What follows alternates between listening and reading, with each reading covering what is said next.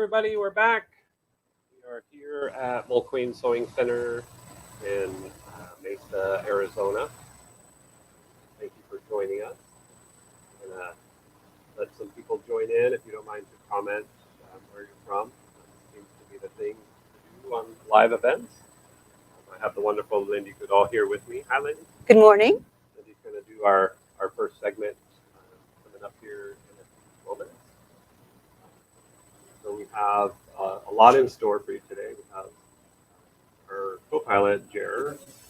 Hey, guys. Hey, Jer. How are you today? I'm good. We got Clash of the Cloth going on, so we're going to have you guys vote on Clash of the Cloth. Oh, wait, was that not Jer? That was an imposter. No, I'm Jer. Oh, hey. How's it going? Wonderful. How are you? I'm dandy. Back with another virtual weekend. Excited. I knew how he was because we've been talking already this morning. So. Yeah, we're in the same room. Yeah, that's right. It looks like we're in different rooms. Our background. In two different colors of light. Yeah. So we got through our Southwest Embroidery Conference. You're out there and you were at that conference. Please make a little comment over there. We had a great time. It was 3 full days of embroidery and sewing fun and quilting. And quilter there. We have some giveaways today. Maybe the first giveaway. If you can tell me what.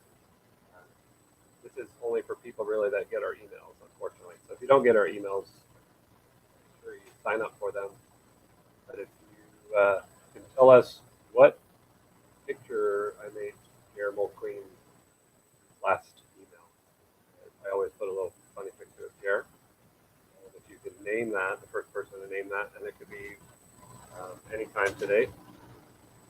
Give a special prize to that person. So we'll keep an eye on our comments there. We have some new fun things to show you. I'm going to talk about these wonderful items later on today. Someone said pet mouse. Pet mouse. All right, Mary Hamill, you win. Okay. I didn't see it. Oh, you didn't see that one? I don't know why I didn't get the email. Yep. Hi. Oh, I think Darren's mic might be a little goofy, so we're gonna. Oh. Are you saying I'm goofy? How's that one? Hopefully that's. We got 2 going. Now you can hear me extra loud. Is that okay? Yeah, maybe comment whether you can hear me or not. So we have another thing that we're going to give away a lot of tickets today. We have probably the 28th annual Rusty Barn show coming up at the end of January. And we're going to be giving away a lot of tickets today for that. And what else, Jer? Oh, just so you know, we are in sunny Arizona. If you guys are watching, we have a website, mulqueen.com. And for some reason, we have that all over our backdrop here. So if you have any interest in shopping today, anything that Lindee is showing, she has a lot of designs. And I think we also have a free one. Yes. We have a free sample design on our website, mulqueen.com. Just click on the celebration balloons for our live special event, and you'll see all of our specials. We have a whole website of fabric. I think we are almost to 11,000 bolts of fabric on our website. That's a lot to count. You're out to count all Actually, yesterday I checked it, and we were at 17,000 different bolts of fabric. Wow. But online? Or on our website. Oh, really? Yeah. Holy cow. That's more than 11,000, right? Yeah, I went. That's like one more than 5,000 more. So we're, as you can tell, we have a lot of fabric. And we have a design wall system on our website where you can choose one fabric and put it on the wall and then grab another fabric and put it together so that you can see if they match. If you're not here in Arizona, if you're here in Arizona, come in and check us out. And so last month we had Lindee here and we talked about cactus punch and like how you got started. So we don't need to do all of that again, but I love the story of the history. This part of our industry has only been going on for 20 years, 15, 20 years. Well, more like 30. 30 I mean, years? if you go back to when the first brother came out Yeah. and the poem came out, Yeah, was that 30? that was early 90s. Oh wow. I think the poem came out in 91. Oh wow. So that is 30 years ago. So it's grown a lot. Back then it was all 4x4 designs. That was all you could find because that's pretty much what we had. And then it came 5x7 was like the cool thing because you could now do 5x7, and then Cameras. now on the brothers, and the Luminaire has a projector on it now. yeah. You can press a watch. button and the machine threads itself. How many of you seen the brother Luminaire shine the design on your fabric before you stitch it out? That's pretty amazing. So we're today we're going to talk about one of the most popular parts of sewing and quilting and embroidery. So whether you're an embroidery enthusiast, like with this machine in front of us here, you can do applique by embroidery machine. And we're going to do that today with Lindee, because Lindee is an embroidery expert.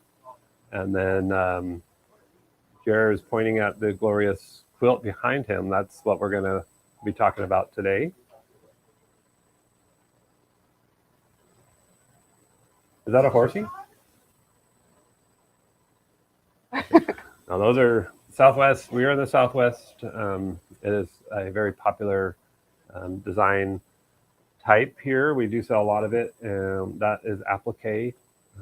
Lindee has a cool contest where you're going to give one of those away. That's right. Today. So stay tuned. Not for the that. finished quilt. You have Not to the- make it yourself. Oh, that's right. You're not giving away your quilt? No. I wouldn't either. That's nice. But you get the design collection. So one lucky winner will win that design collection today. It is available to purchase. Later on today at around 1 o'clock, we have Heidi Pridemore. She's going to join us, and she's going to talk about applique by sewing machine, where if you don't have an embroidery machine and you still want to applique, she's going to give her tips on applique. And so after Heidi, we're going to do Clash of the Cloth. So we're going to show you all of the projects that we have. I'm going to change my outfit into my festive outfit for the Clash of the Cloth reveal of the winner. So make sure you go to moldqueen.com and look at Clash of the Cloth and do your voting. You can vote more than once if you want. And that'll be just this afternoon, the winners of Clash of the Cloth. And I'll go ahead and show them real quick as Show well. them real quick. If you go to moldqueen.com, that is the homepage actually. Yep. So right on the homepage, that if you click on that big banner image, it goes to where you can vote. Vote for your number that you like the best. And if you scroll down, there's bigger images. We're going to show them off individually later. So you can vote now, and then you can vote again later if you like.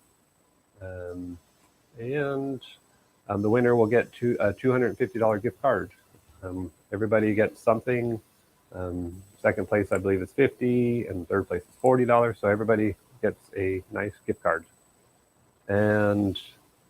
But it'll be a fun full day. So I hope you stay with us. And Jared, did you pick a winner for sharing the stream yet? I did. Did you? This is for our second winner. So Mary Hamble won the first one because she knew I made a Jer mouse on our email. And this is our second winner. You get a gift card from moldqueen.com or in the store. Was that because he was not a creature that was stirring? Yes, not even a mouse. Yep. Julie Bailey's our winner for the gift card. Thank you, Julie. Thank you all for sharing. We need as many people watching us. We always have more people on our Facebook watching us. If you happen to jump over to YouTube, you can watch us there as well. Please like and subscribe to our channel on YouTube. Once we get to 5,000 subscribers, we are going to give away a gift worth $5,000. So I want to know if there's anybody that found out about this from my newsletter, because I sent out a newsletter Thursday Oh, nice. announcing this. Oh, good. Yep. So if you follow Lindee and her wonderful lindeeg.com, LindeeGembroidery.com. lindeegembroidery.com, you can also comment there. And with all that, I'm going to turn it over to you because they're not here to see me. They're here to see All righty. you. So thank you very much. So we are going to reproduce this little bear in its applique in the hoop. And when I first heard about applique with the embroidery machine, I had done applique with my sewing machine, and I thought, how does the machine know where to stitch the outline? Because when you do applique in your sewing machine, you put down the piece of fabric and then you guide your machine around the edge. And so I quickly learned how to do this. And when I had my first machine, which had a hoop about this big, applique just wasn't all that feasible. But as we got larger hoops, particularly the 5x7, you really don't want to have a big area of just fill stitches. So by using fabric, you can get a little bit of texture in there.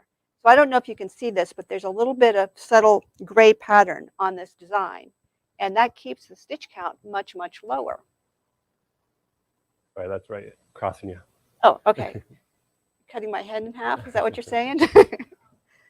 So first we need to hoop our fabric. And I don't know if you can see this, but I have folded my fabric and I've just done a little bit of finger creasing at the top, center, and the bottom, and on the sides. And then I've just nipped a little section in there so I can see where the center is. Also, this finished block needs to finish at 7¼ by 7¼ to put in my quilt.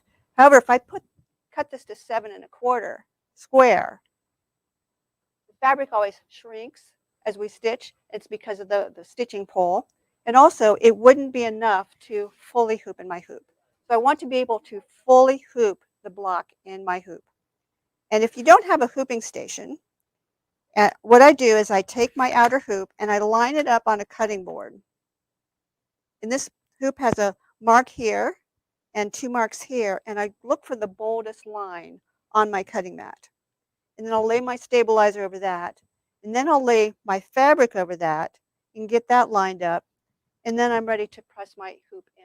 And that's how I get my fabric lined up if I don't have a hooping station. So what I like to do is to pre-cut my appliques. And when you get one of our appliques, it's going to have, you probably can't see that. So that's printed, and we have 2 shapes on here. And this you can stitch, you can print on your printer. You need to make sure that you printed at actual size. And this is the actual size of what you need to cut. Now it also comes with an SVG file and an FCM file, so you can send it directly to your cutter. So as long as you sew it in this orientation, at this size, you're good to go here. So how do you prepare your appliques? Well, if you're going to cut on a cutter, you're going to prepare your fabric with a fusible web, and one of the ones I like is called Applique Web Plus. It's a Floriani product. I like this because it's really soft afterwards. Some of them are just feel stiff and you feel like there's something in there. This, you don't feel anything in there. So that's something I like about that one. If you're printing by hand, and then you just send it to your cutter and you print it. If you're cutting by hand, what I do is I print my appliques on a fusible paper. And it can be a fusible tearaway. It can be some of those template papers. Floriani has a sticky one. This is just freezer wrap. And I've cut a piece and I've just fused it on the bottom and on the top of my paper. And then I've organized as many as I can in there in my software so that I can make use of that paper. And then you'll cut it out loosely and you'll fuse it to the front of your fabric. Now, if you've done applique with your sewing machine, we used to put the patterns on the back and we had them mirrored. But this is not mirrored. This is the same orientation as your embroidery design. So you want to put it on the front. And then the next step is to put some fusible web on the back.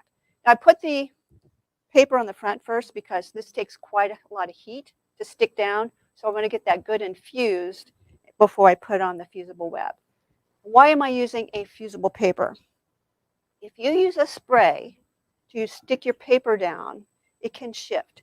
You need to cut this very accurately. It needs to be cut out exactly on those lines. So here's one that's already cut. And I cut this one by hand. So Those of you that don't yet have a cutter, you should get one. We'll see how to do this. So I'm going to take off the front paper, and then I'm going to take off the back paper, and there's my fusible web. This one is a tacky one. So now we're ready to go to the sewing machine.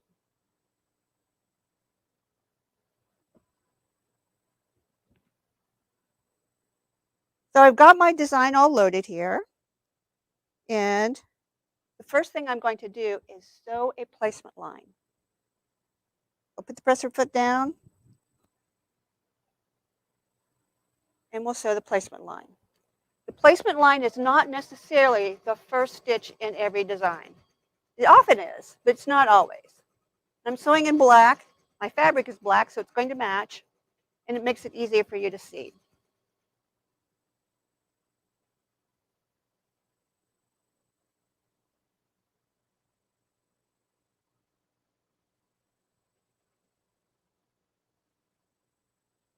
So there it is. It's already sewn. And notice that the machine has stopped at the top of the design. That makes it easy for me to place my applique without having to take my hoop off. So I'm going to place my applique right in those lines.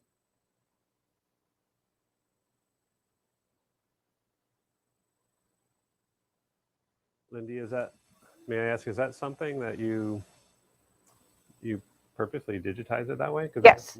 That is very cool that you make it stop at the top. So that means if you rotate your design, if you're sewing it sideways for some reason, it's going to stop at the side. Now, if you're not using a sticky stabilizer, you might want to fuse it in place, and you'll want a tacking iron. And I actually have this one. This is the Clover Mini Iron 2. And what I like about it is it has different heat settings. Now, what I wish I had gotten instead was this one. Because sometimes this little teeny iron, as you get a larger hoop, it's going to take you a long time to press down your applique. And this one has replacement pieces that you can use for different things. So that larger one would be really useful.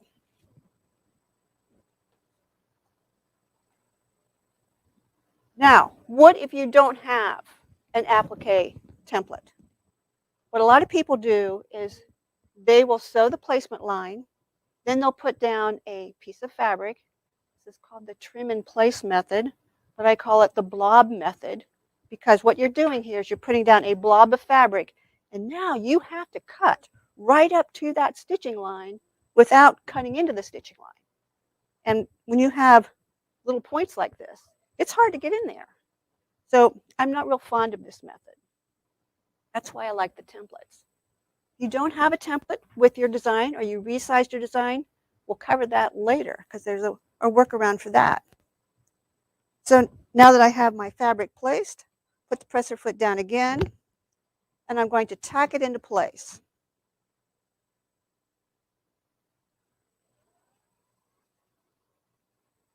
So basically, these appliques are going to have 3 steps. First one is the placement line, then we'll have the tack down line, and then we'll have the cover satin. Cover satin on this design sews later. And the reason is that when we do our decorative stitches, I'm going to travel around the edge rather than to have jumps. So it makes it more efficient to not have to trim all those threads if you didn't have thread trimmers, which this design was created back in 2009, and most of our machines didn't trim back then.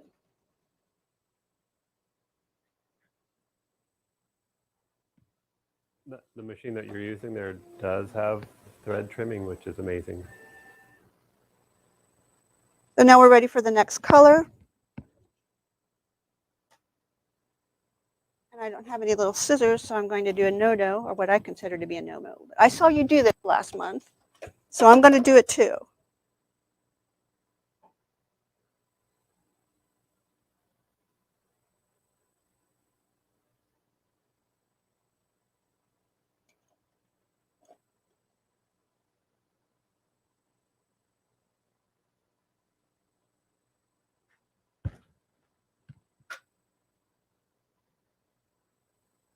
Today we're going to discuss 3 of our favorite scissors.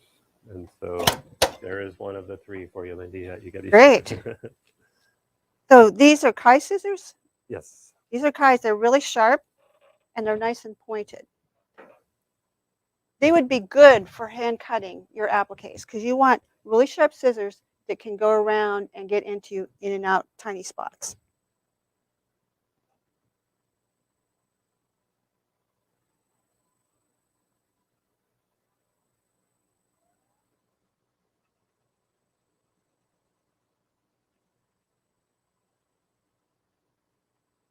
So according to this machine, it's going to take about 24 minutes to sew this design. And that doesn't count from me threading the machine or putting down appliques. So the time that it tells you on your machine is not always the time it's going to take. So you always want to allow plenty of time when you embroider. Don't do things in a rush.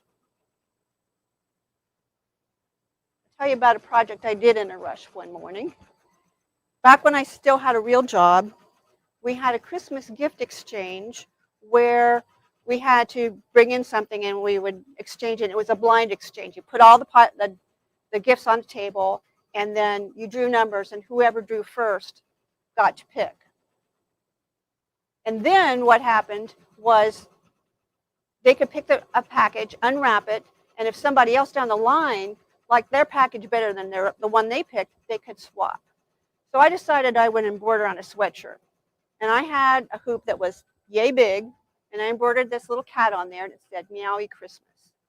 And that gift got passed around 4 different times, I think, before the last person got it.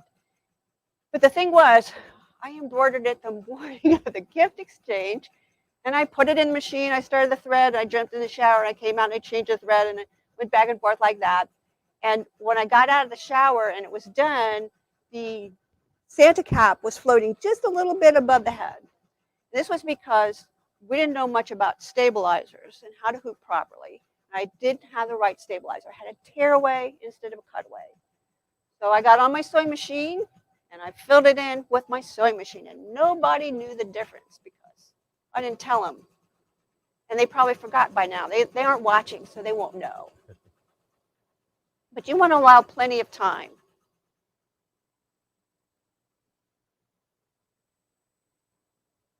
Hi, Jared.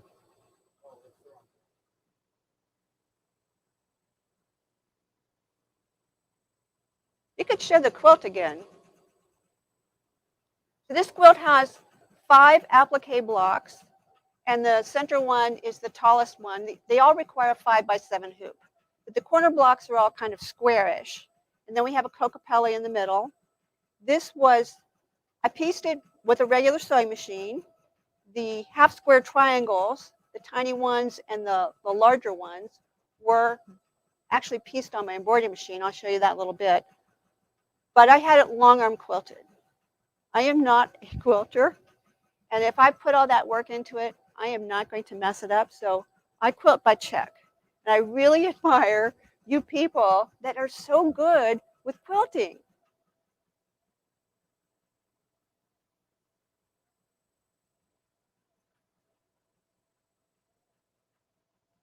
So just remember, we're going to have a contest at the end that one of you get to have a chance to win this design collection.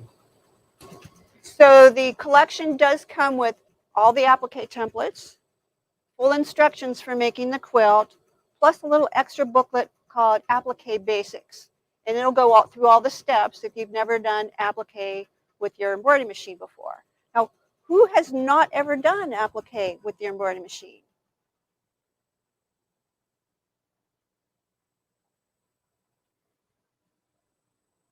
You know, applique has become so popular because it takes less time than to do something that is fully stitched. And it's more interesting. Yeah, adds some depth. I like how when you created your applique that it's not just a piece of fabric with a border, it's actually stitched right on top. Yes. So sometimes I do applique where the fabric is sort of a fill replacement. And sometimes I use applique as more as a feature fabric. So there are 2 ways you can do it. Now, obviously, if I had a really cool fabric, maybe I had a Southwest print, in here, I might want to skip all this decorative stitching and just go with the Southwest print. That's another nice thing about applique and your embroidery machine is you can skip past things. You don't have to sew the whole design, or you don't like a certain color, you just swipe in a different color.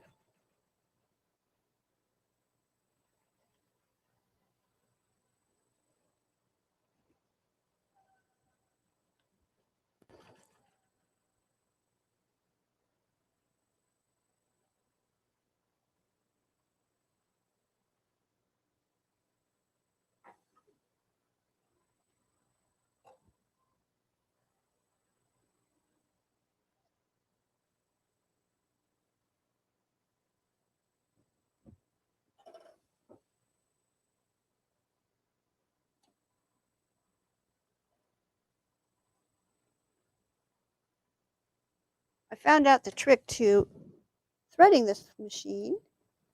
I wasn't pressing it hard enough. Check out this needle threader, guys. Just There it is. one lever down and it shoots it through.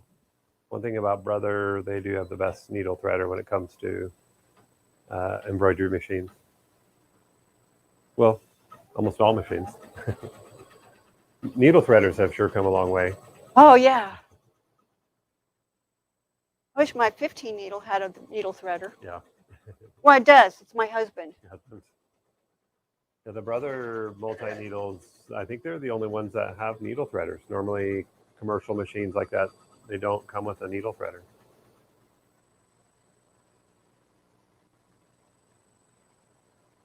I like that fabric. Yeah, I do too. It's Works not perfect. too busy. Yeah. Just a little subtle color in there.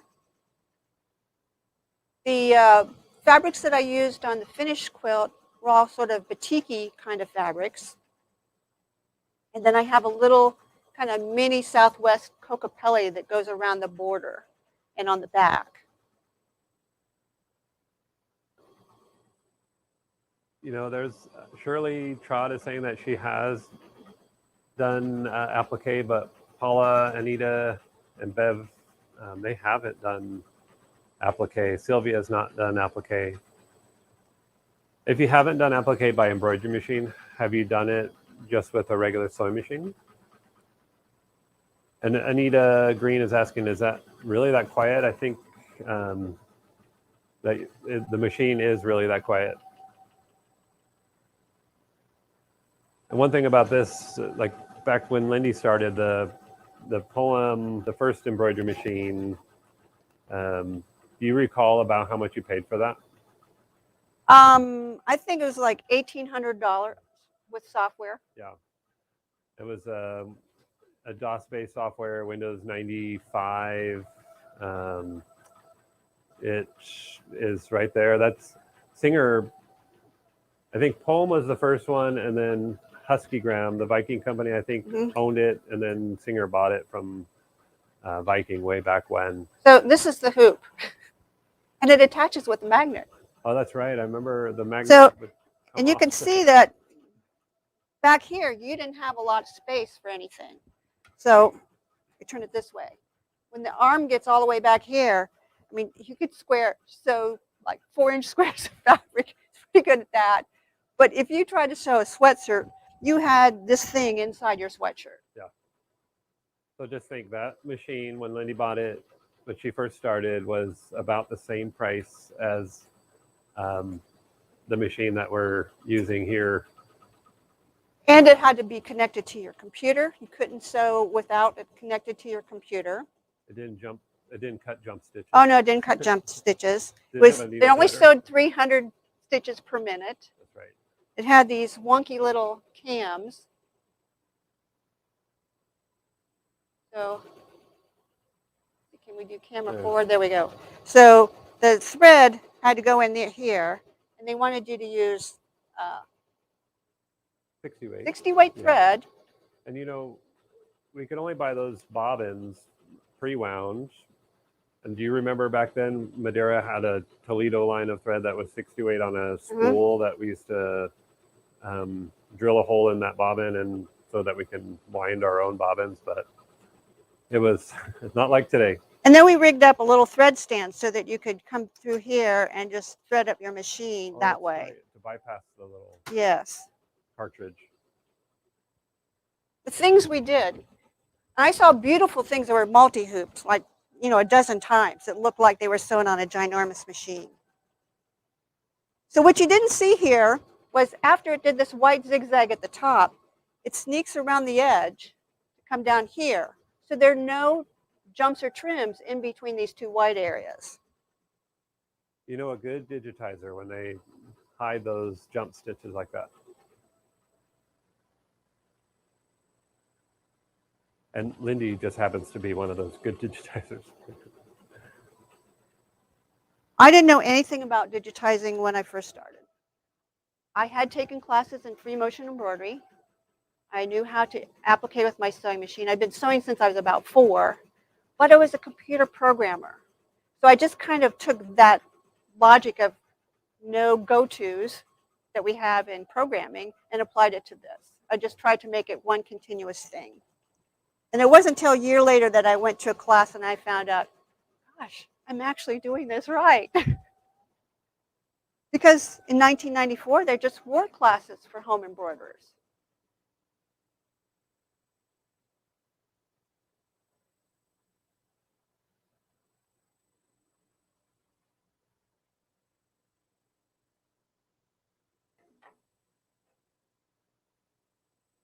Roger said he built a 2-piece applique this morning. Really cool because the design was in 2 pieces sewed together to be bigger than the max hoop.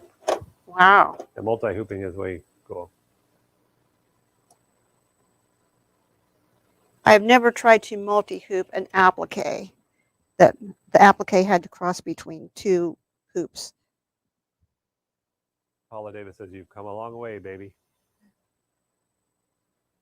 Yeah, these machines, it's kind of been a fun experience to go through the different series of machines over the years. Lynn Maynard says she has a 4000D. I think that was the first high-end brother that we carried. Oh, Lynn says she has every one of my freestanding lace angels. Oh, nice. Yeah, Lynn Maynard has been a customer she goes way back with our family. So she probably shopped Cactus Punch even way back when. Yeah, when you had them here on the shelf. Yep. Oh, Roger posted his applique in the Mole Queen social group. So if you're on Facebook, if you don't mind to join our Facebook group. I like watching the Facebook group because somebody will mention something and... Oh, look at that. That is really cool, Roger.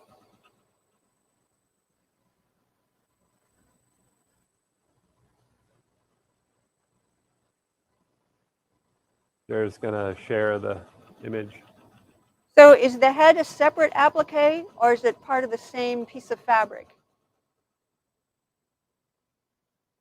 It was definitely a rehooping. And Roger has a brother multi-needle machine.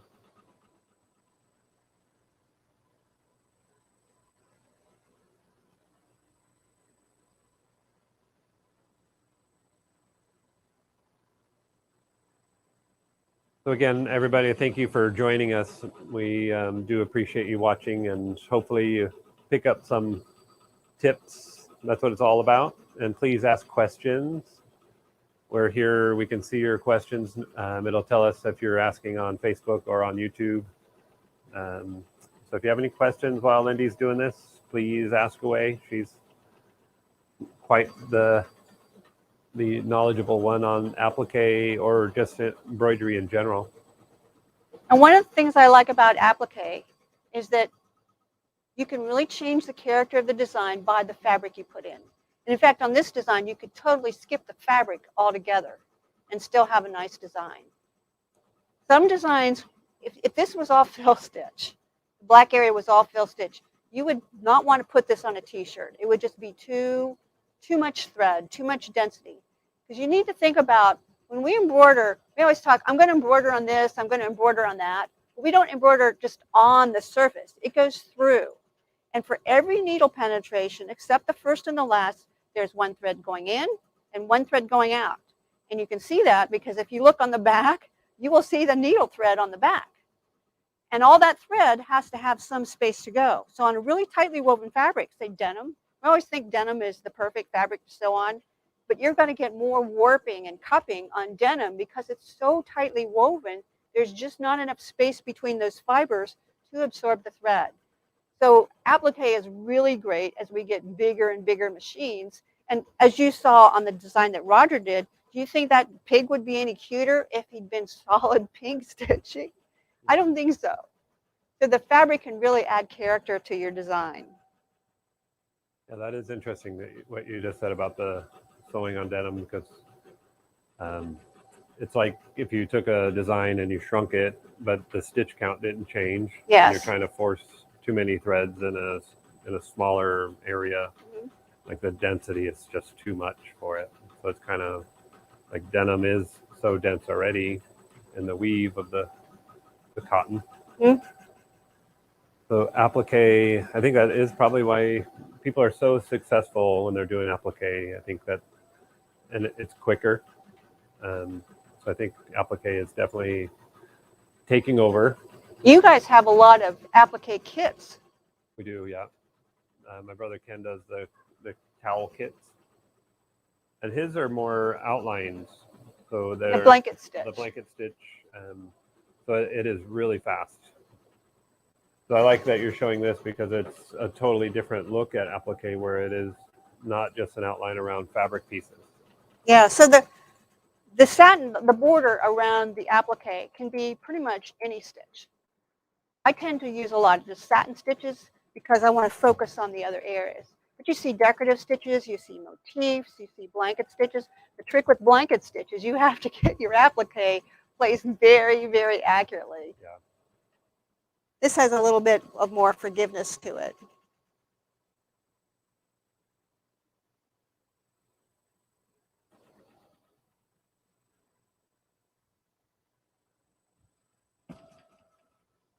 You're going to show a little later a bit on the software? Is that Yes. Right? Yep. Cool. So everybody out there, if you have software already, Lindee's going to do a little bit of a show and tell on how she creates some of this. So I'm just going to show them how to create a cutter file.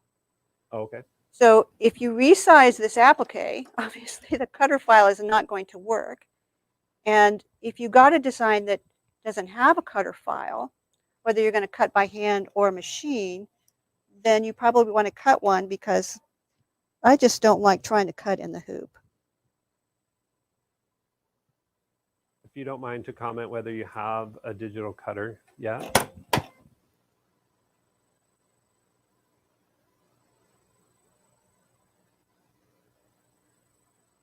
So this is the last color to sew before we do our outline.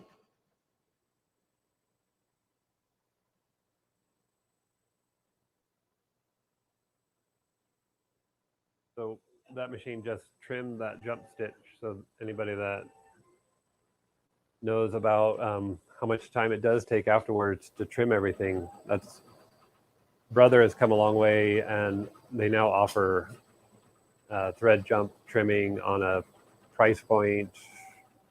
This machine is $19.99. This hoop is a 5x7 hoop, so that's nice. And it's way smarter than the poem. Yes, that we used to. But this machine does come with a 6x10 hoop as well. That's the actual embroidery field, a 6x10. We showed this machine last month. It's just my favorite. If you go any lower than this machine in the lineup, doesn't matter what brand, you lose how easy the hoops go on, how cool the needle threader is. You still get needle threaders, but this one is just amazing. And you lose the jump, cutting the jump stitches. So one of the comments I see on a lot of Facebook groups is, how do I get rid of the jumps? Well, in this case, we have to go from a yellow area to another yellow area, and there's really no way to kind of sneak through the design to do that. I mean, yeah, I could probably do a little stitch up there, but you would see that stitch. And you can probably see the white stitch going around the edge here, which is how I got down here without a jump. But when you have disconnected areas and no way to get to them, you are going to have jumps and trims. And you just can't get rid of those.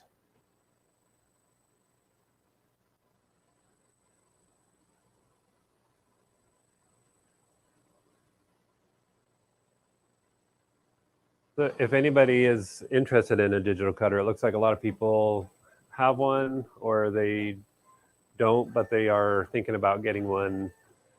The Brother Scan and Cut is by far the easiest of all cutters. You don't have to adjust the blade depth anymore. Oh, nice. Yep, you can cut on fabric, vinyl, paper, and it knows how deep to cut. The only time you need to adjust it really is if you're doing vinyl and you need to leave the carrier. You just touch a button that says half cut. So it only cuts the top layer of the vinyl. Oh, that's way smarter than my Scan and Cut. They I come have out- one of the first ones. yeah, they now are all DX series. And if you buy a DX series Scan and Cut, you'll have an auto blade. And they just came out with a rotary blade that is cutting fabric even better than it was always a good fabric cutter, but now it's even better with this new rotary blade. All I've ever used my Scan and Cut for is to cut fabric. I'll show you a sample in a little bit. And all of the leaves on that quilt, I cut out of a 12-inch square of fabric, and it just tiny bits of fabric in between. And it cut all of those leaves in 9 minutes. Yeah.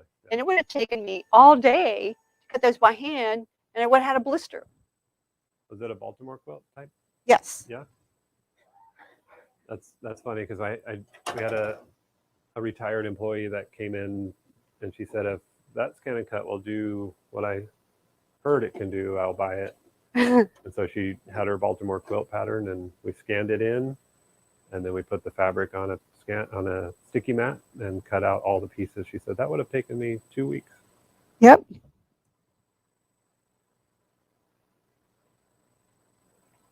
Let's cut that little thread there.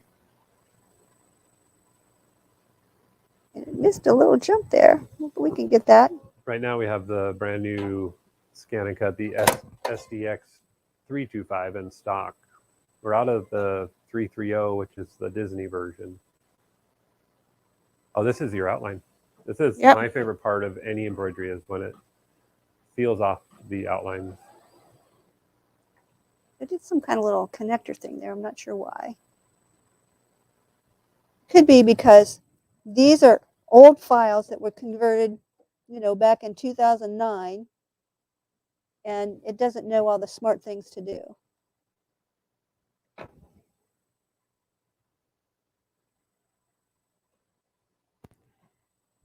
So now it's just doing the satin stitch around the border, and then we're done.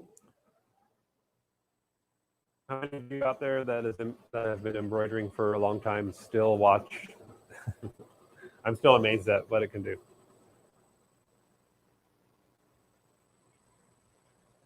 It's kind of relaxing just to watch it do its thing.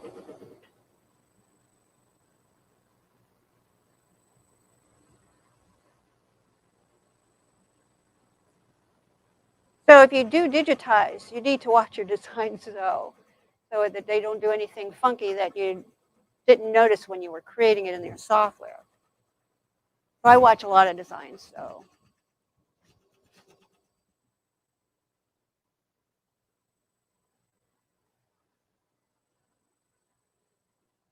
If any of you are interested in software, we have our main focus here is Embrilliance, especially if you're a Mac user because it does work on Embrilliance works on Mac or PC, or the Floriani software. So you want to watch because sometimes as you're stitching around the edge, since I didn't fuse this down, the needle can kind of ravel off some edges. And if you don't trim those back, I really like these scissors for that. With a double curve. Can I take these out of the Yes. package? I'll do it for you if you like.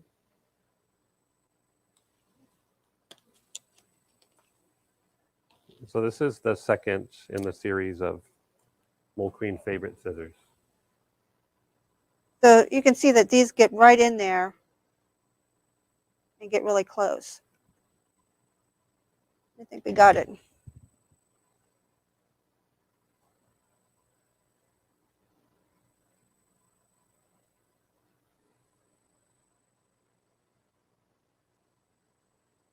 And now it's doing the satin.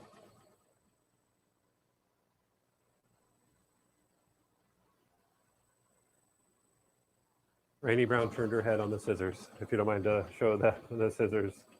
So that's the Kai double curved.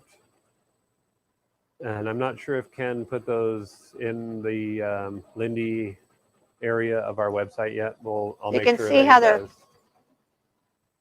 Oh, Jared's checking. Yeah, Jared's gonna check for us. I double curved the top one, or they're there. Yep. There they are. Yeah, I really like these for getting those little We're pokies. doing 20% off of notions that are discussed, like Lindee G's designs. Are everything is. So you can 20% see off. that we have a free design still from last month. Oh yeah. So if you missed last month's, you can watch it on YouTube, but you can also still get the free design. And then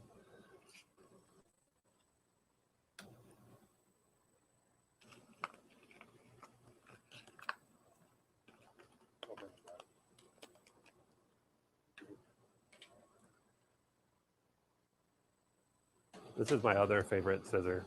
Oh yeah. Those are Heritage brand. So those are the squishy kind.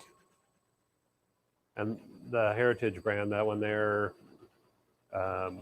comes with a little rubber cover for the points and a lanyard so that you can carry it on around your neck and always have your scissors handy.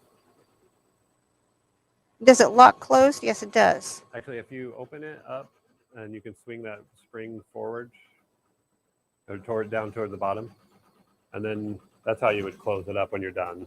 Oop. Oh, it fell off. I'll put it on there.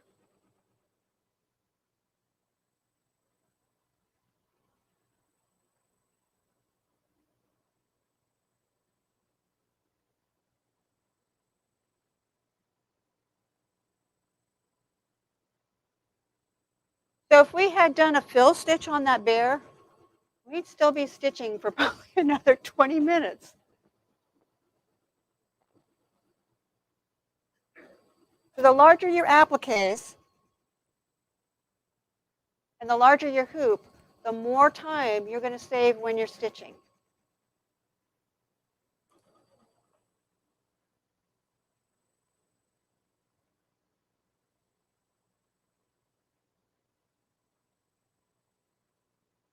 I didn't know if Robin is out there with Corbin or not. If you don't mind to let us know if you're out there.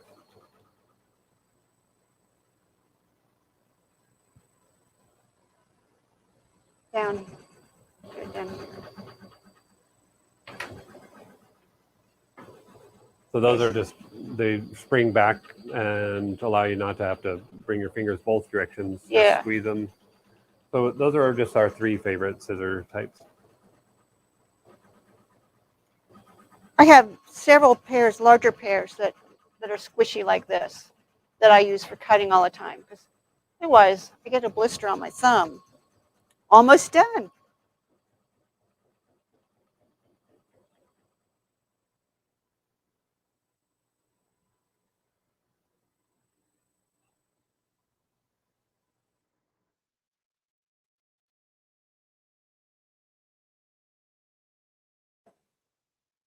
There we go. Look at that. That is very nice. Can you see the subtle little swirls in the fabric? Kind of hard to see, but they're there. So now I have some samples of the free design we're going to give away. And I chose a different design because I figured not all of you guys live in the Southwest. So you might like something more universal. And just get them out of my box here. Lindee has a box of tricks over there. Yes. So where should I show these? Let's bring it around over here again because Okay. it's a nice close shot. So this is just a little applique sheep. And here he is. You can see where the fabric is. It's in his body. I don't know if you can see, he's got some texture going on in his floofy part around his face and the horns. Now this is just a standard applique, just like we did. Now this one, the applique runs second because the legs run underneath the body, and I just traveled under there so that we can get over here without doing a jumper trim. Now this version, see how transparent that fabric is? Oh, yeah. The applique is on the back. So this is actually shadow applique. I got another version of this one somewhere.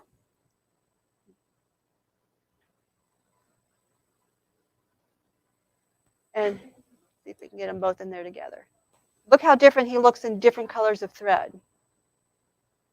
Isn't that something? So the little swirlies that you see on his body, this is a motif in here. So you can easily sew this design without any fabric and it would look just as cute. Here I sewed him with lace as the applique. That's cool. Here you see him with some kind of really fluffy stuff. Do you know Darren's wearing lace right now underneath his polo shirt? Oh. And I took the horns off of this one because it would have stitched into his body and it makes it all matted down weird. So I just left the horns off. And you can skip parts of the design. So on this one, I skipped the motif and I skipped the horns and I sewed it in white. Now, a trick when you're doing something this thick and fluffy, lay a piece of water-soluble film over the top and then just take it off at the end. And then, Well, how cool is that? It's the same design, but it looks totally different. yeah. So here's the same design, and I use polar fleece. And it's pretty matted down because I That's ironed cool. it from the back and I forgot it had polar fleece on the front and it kind of melted it. But you can see how the horns are? You don't want to sew that part over something really thick.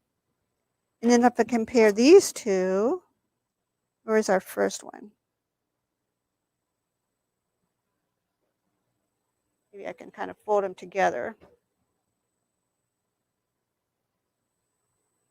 See how different the fabric makes them look? I skipped the motif fill on both of these. Oh, yeah, that's just the fabric print. That's way Uh-huh. cool. So those are just some quick samples of different things you can do with applique. And let's see, do I have anything else? Oh, I have this other sample. This was a Halloween one I did recently. When you start doing really large numbers or letters, satin stitches are just going to get too long.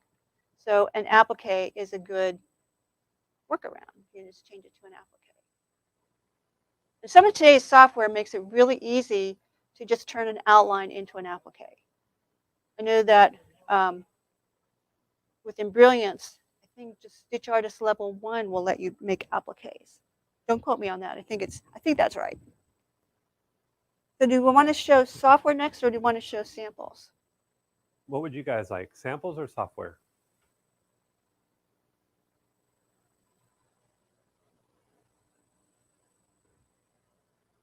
We're going to let everybody choose.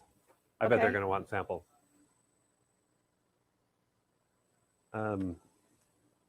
So I think that it just is like you were saying, how Roger's, the pig that he had done, how it really wouldn't look any cuter if it was solid stitches. And that's the same with like this, or the sheep, how much less thread you have to use, and it still is amazing, and it still is embroidery. Let's see, is there samples? Okay, samples it is. And the sheep does fit a 4x4 hoop. So if you still only have a 4x4 hoop, well, number one, you should upgrade. This would be a good upgrade. I grab the one just off the top. Yeah, just grab that one off the top. So Christmas is not too far away.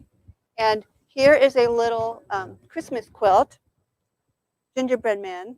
Let's put this down. I'm gonna move over to this camera here. Let's get our cameras organized here. You can see we have little gingerbread people. And these are all 4x4 designs.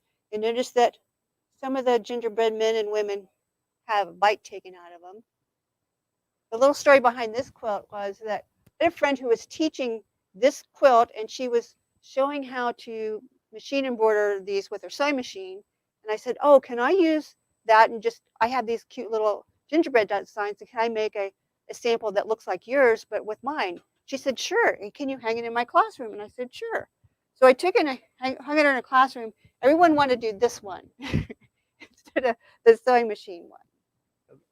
Is that applique? This is applique, and this is, I actually quilted this one myself.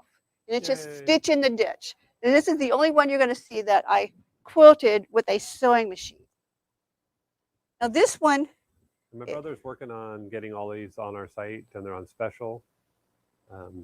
Just so you know that these are going to be available for you. so this is a piece in the hoop. No, this was quilted in the hoop. This is applique. So they're applique, and then we have stipple stitches around each of the blocks.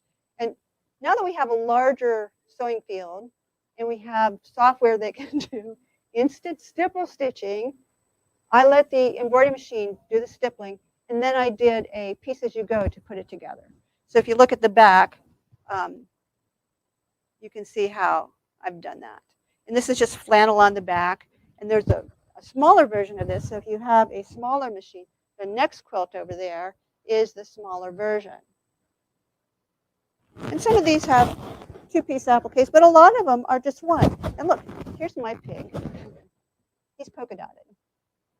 Maybe it's a she, I don't know.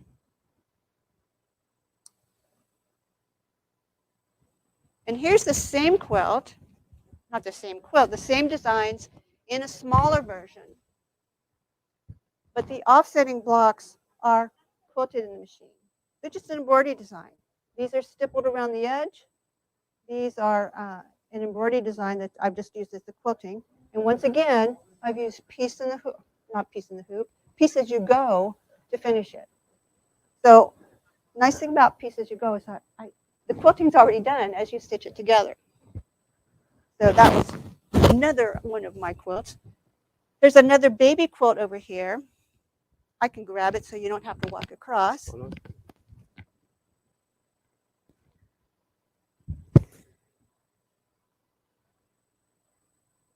This one I used polar fleece for all the little duckies.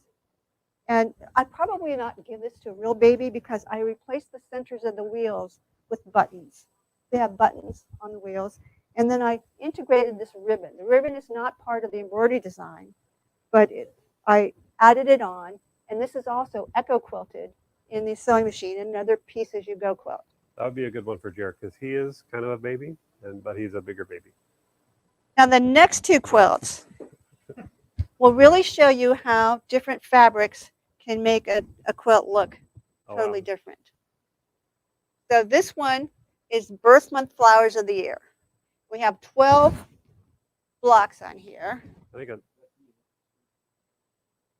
Oh, look at you, hi, Jared. I We love have that one. That's amazing. 12 blocks.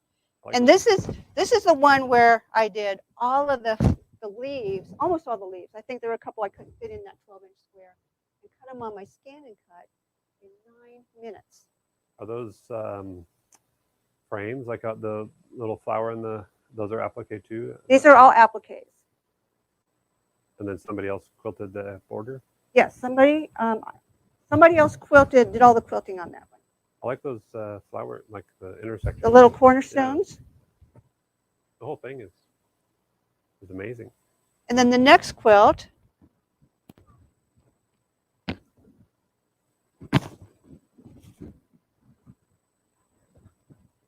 is another birth month flowers of the year. Look how different it looks. Yeah, that's bright. And the other one was rich and So this one is more of a vintage look. Got the scallop borders. But once again, the pretty much the same designs. There are a couple flowers that are different. Because the story here was, I was doing a class of the month for a friend of mine in Australia. A kid is sewing over there in Australia. And I said, well, I'm just finishing up this block of the month. You want to do that? He says, sure. And I showed him the flowers. He says, oh, but those aren't the Australian flowers. So I had to do some different flowers for Australia. A couple of them were the same, but some of them are different. And this was quilted by a different quilter. How did you do the corner flower? The corner up here, Yeah. the corner, I have one strip going down this way, another strip going down this way, and then this joins them. So this is multi-hooped on my 12 needle at the time. And is that how big would each of those hoops be? Oh, big. Okay. Big. So I don't know if it would work on a home machine, but all of the designs are on with the set. Okay. So you can just piece them together. And these flowers came out of the blocks. So with the blocks, you would need a 200 by 200 hoop to sew the block in its entirety. But I've split it up into sections so that it can be done in a 5 by 7 hoop. You'd have to rehoop each one. Now that's not too hard on the applique versions. There's also a red work version of this and a full stitch version of this. And when you compare the full stitch version with the applique version, I mean, it's like 4 times more stitches in the full stitch version. I'm so glad you brought these because they're amazing. I don't recall seeing the actual samples before. So the Southwest quilt was my favorite quilt that I did up until I did this one. And this one actually won a 2nd place in our quilt guild in Tucson. Oh, nice. And I was really pleased with that because I'd never entered a quilt before. And I don't really consider myself a quilter. And I like the gecko on this one. the gecko, yeah. And when I won on that, I thought, wow, that's really great because we have a huge quilt guild in Tucson. And we have people that have won at Houston. So I felt really honored to get a 2nd place. And so on something like this, these flowers came from, I guess that would be, Yeah. You took that flower Yep. and just built your own. So, one of those. Nice. So Lindee G Embroidery, if you do purchase this and if you have any questions, right? Yes. On If how you to have put any it together. questions, come to my website and go through the contact form and you can get to me. So my website's lindeegembroidery.com. I have That is lots of pretty. blog posts up there. So those are all Australian flowers? This is the U.S. quilt. The black one is the Australian Oh, okay. flowers. I had that backwards. That is cool. I didn't realize you had so much applique. I knew you had applique because that's why. I have a couple more pieces over there. Oh, do we? Okay. So you don't always have to make a quilt with your applique. Sometimes you want to make something smaller. So here is a tote bag I did.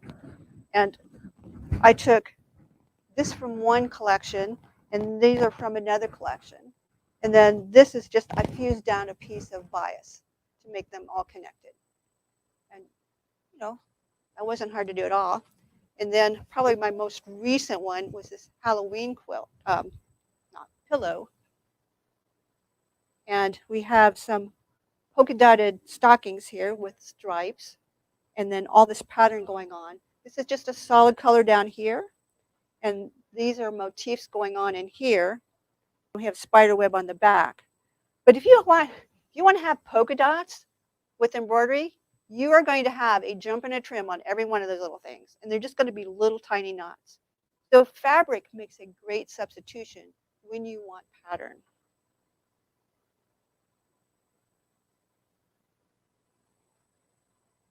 And these are just ribbons all around the edge. That's cool. And when they buy that, is that for sale pattern? Yes. If they buy that, do they get the instructions on how to put it together? Or No. Okay. It's sort of an afterthought. That's cool. And that's a little rick-racky. Yep. Just did brick-rack around the edge. Very creative. And so do you do designs that are not applique, or are they? Oh, yeah. Yeah.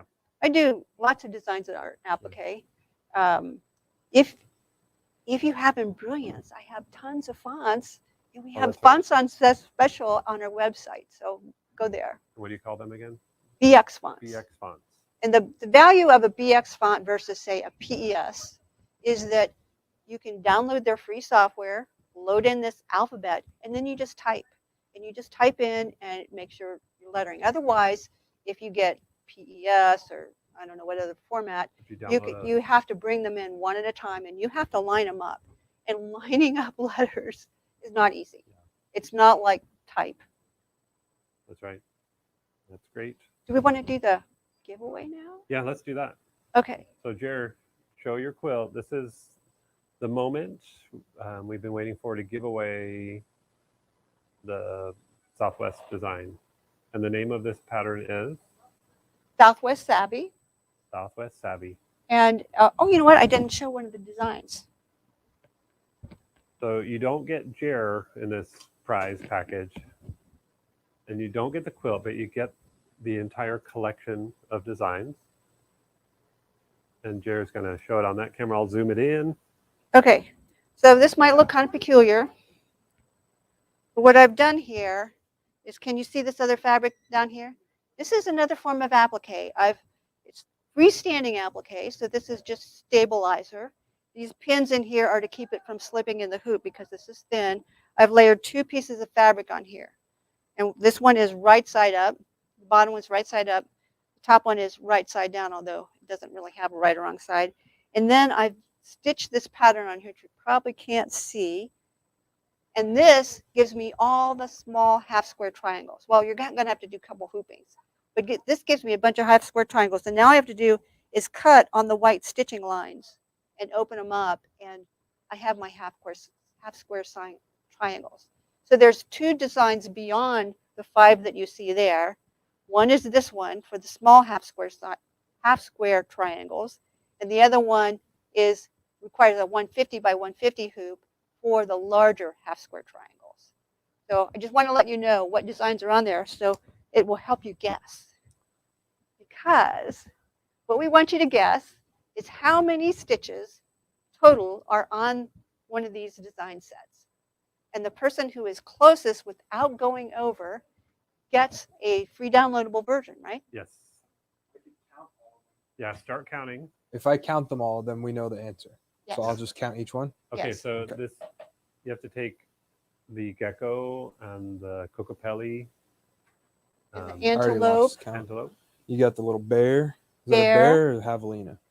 Bear. bear, and then the 2 half square triangle designs. So how many do you think are in there? What do you think is in one of those designs? Times it by 1, 2, 3, 4, 5, and then add some for the half square triangles. And we're going to give you a couple of minutes. How about we do this after you show the software part?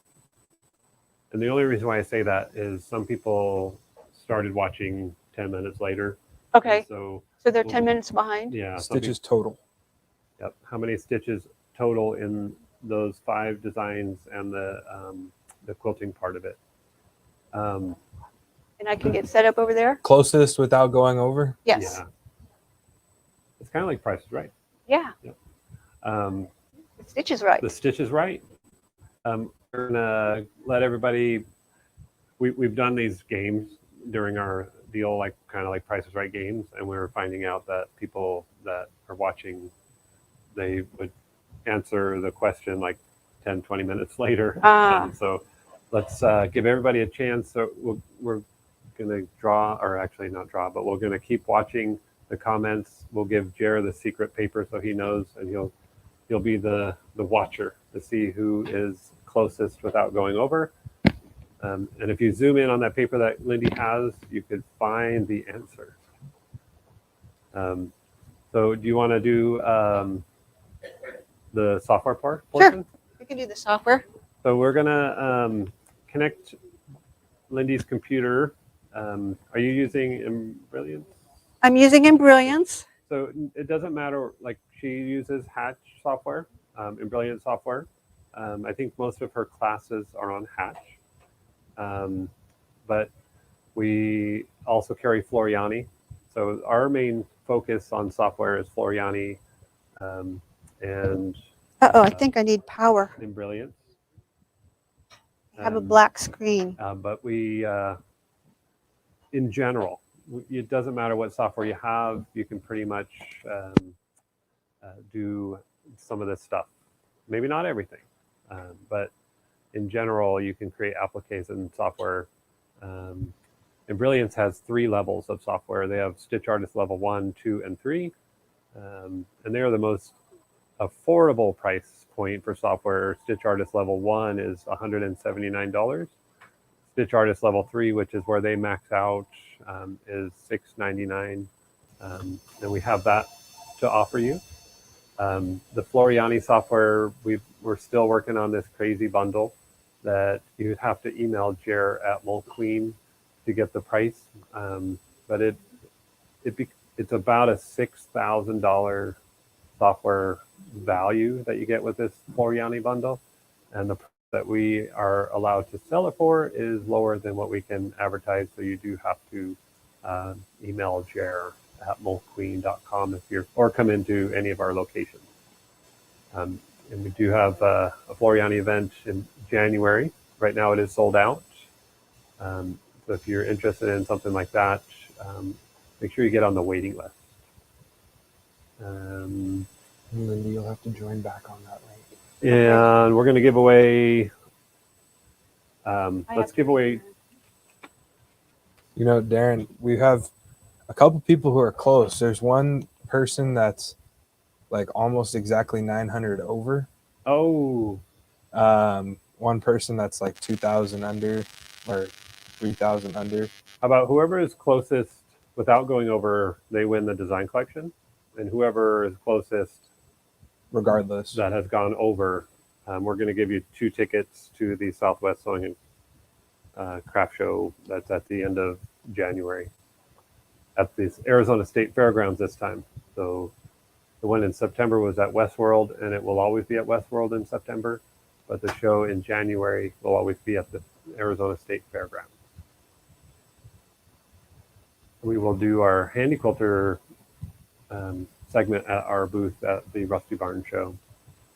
And is Lindee's computer one of the options on our screen? I don't see it up there. No, not yet. Oh, She just has to join back in. okay. I'm just looking. So we're gonna. Keep letting them guess, or do you want me to just pick the people now? Do you think that people that have started later? I think Are we pretty close? we've gotten the closest under is 4,000, and the closest over is 800 or 900. You'll just click share screen at the bottom there, Lindee. Okay. You want me to pick them, Darren? Yep. How about you? You want to announce them right now? Sure. And if All right. somebody gets closer at the end of where Lindee's showing how she creates some of these appliques, we will we'll give you another prize at that point. So if somebody does get closer and you're still commenting because you are watching a little later than the actual live portion of this, we will find another prize for you. So keep guessing as you're watching this.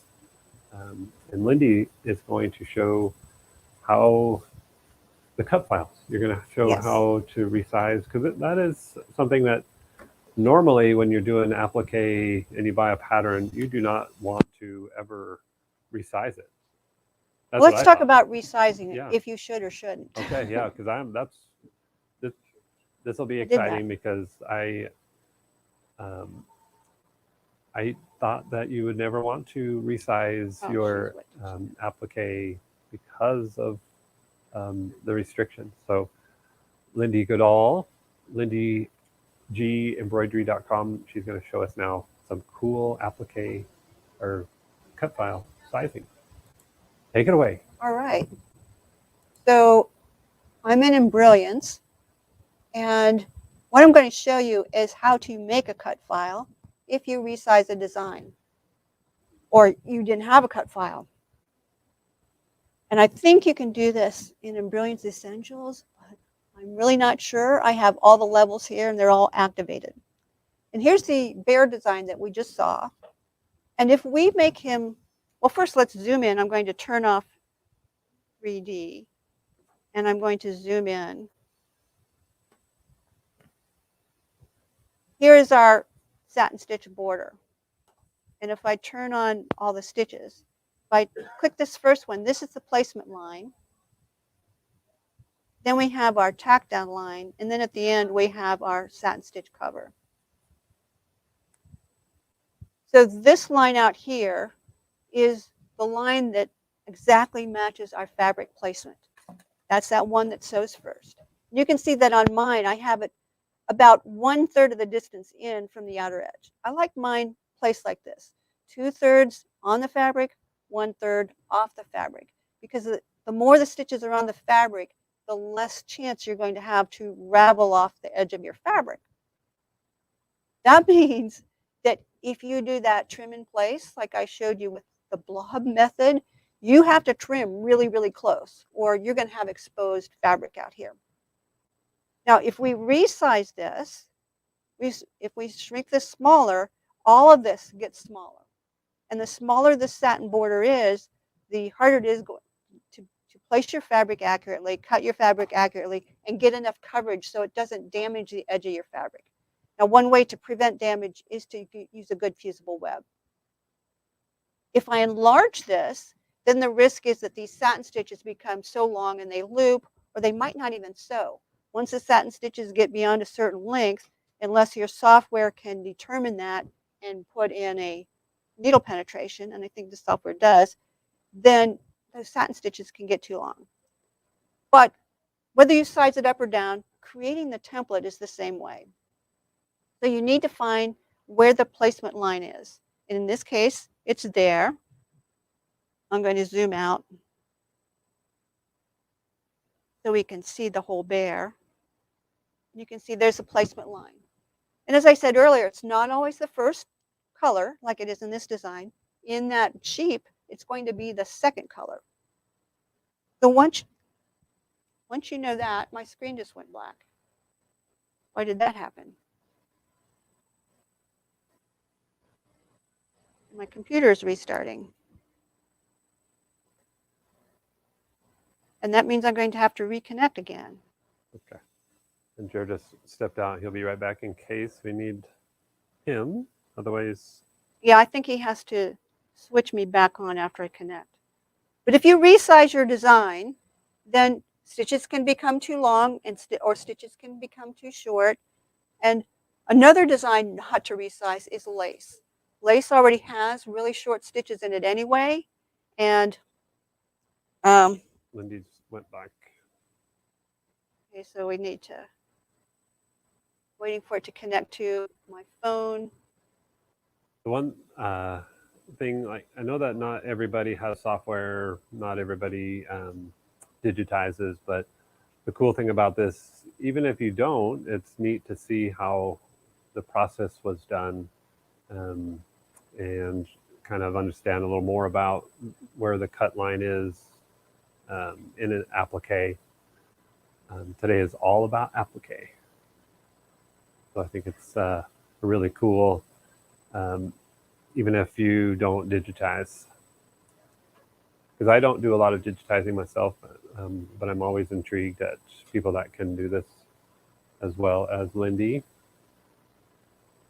Digitizing is one of those things that you have to do continuously. You can't just work on it like once a weekend every couple of months and expect to know what you're doing. It's funny when if I move my lips while Lindee's talking, then it looks like that's me. So We don't have we need a camera on Lindee. while Lindee's getting that up, I'm going to go ahead and show everyone how to buy or to look at all of our patterns on our website. So you go to molequeen.com. This is where you're going to vote for the Clash of the Cloth. In about 2 hours, we're going to pick the winner. I'm not pick the winner, unveil the winner. Yeah, because you guys vote for it. And then the live event specials right here are those balloons. go ahead and click that. You can see everything that we're doing today. So you've got the Lindee G Embroidery tab. Right here is the applique file that she's given us to give to you guys for free. And then as you scroll down, you can see everything that she's talked about so far. So you've got the little barnyard animal baby quilt. You've got the Southwest, which is hanging behind me. The gingerbread, That gingerbread one, that everybody gingerbread should be cool. getting that one. That one is the coolest one. And I remember then when Lindee brought that one in, we went crazy for it. On towel, we did it on kitchen towels at the time. Did we? Yeah, grab that. There's a larger one, Grab the elk. I'm gonna grab this one.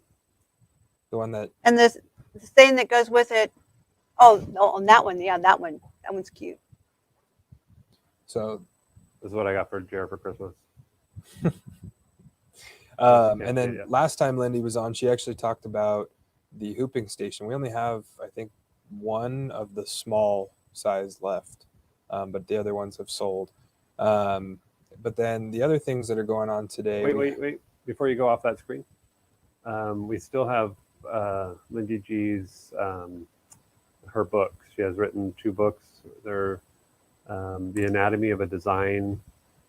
And that book will help you understand how designs are created, and kind of like what she's showing here, but for a different aspect of embroidery design. And then the embroidery recipe book, that would be a perfect gift for anybody that is a newbie at embroidery. It's everything about hooping and like stabilizer knowledge. So that book would be, if you're new at this, they're PDF books where you can print them out or you can read them on your computer. Oh, don't show those yet. I'm having an internet connection problem here. Did you guys see what Jared just showed you? We have some cool things that we unveiled at our Southwest Embroidery Conference. And yeah, we'll show them a little bit later. If Kenneth is watching, I hope he brings in the Wi-Fi password. Let's see. Mayday.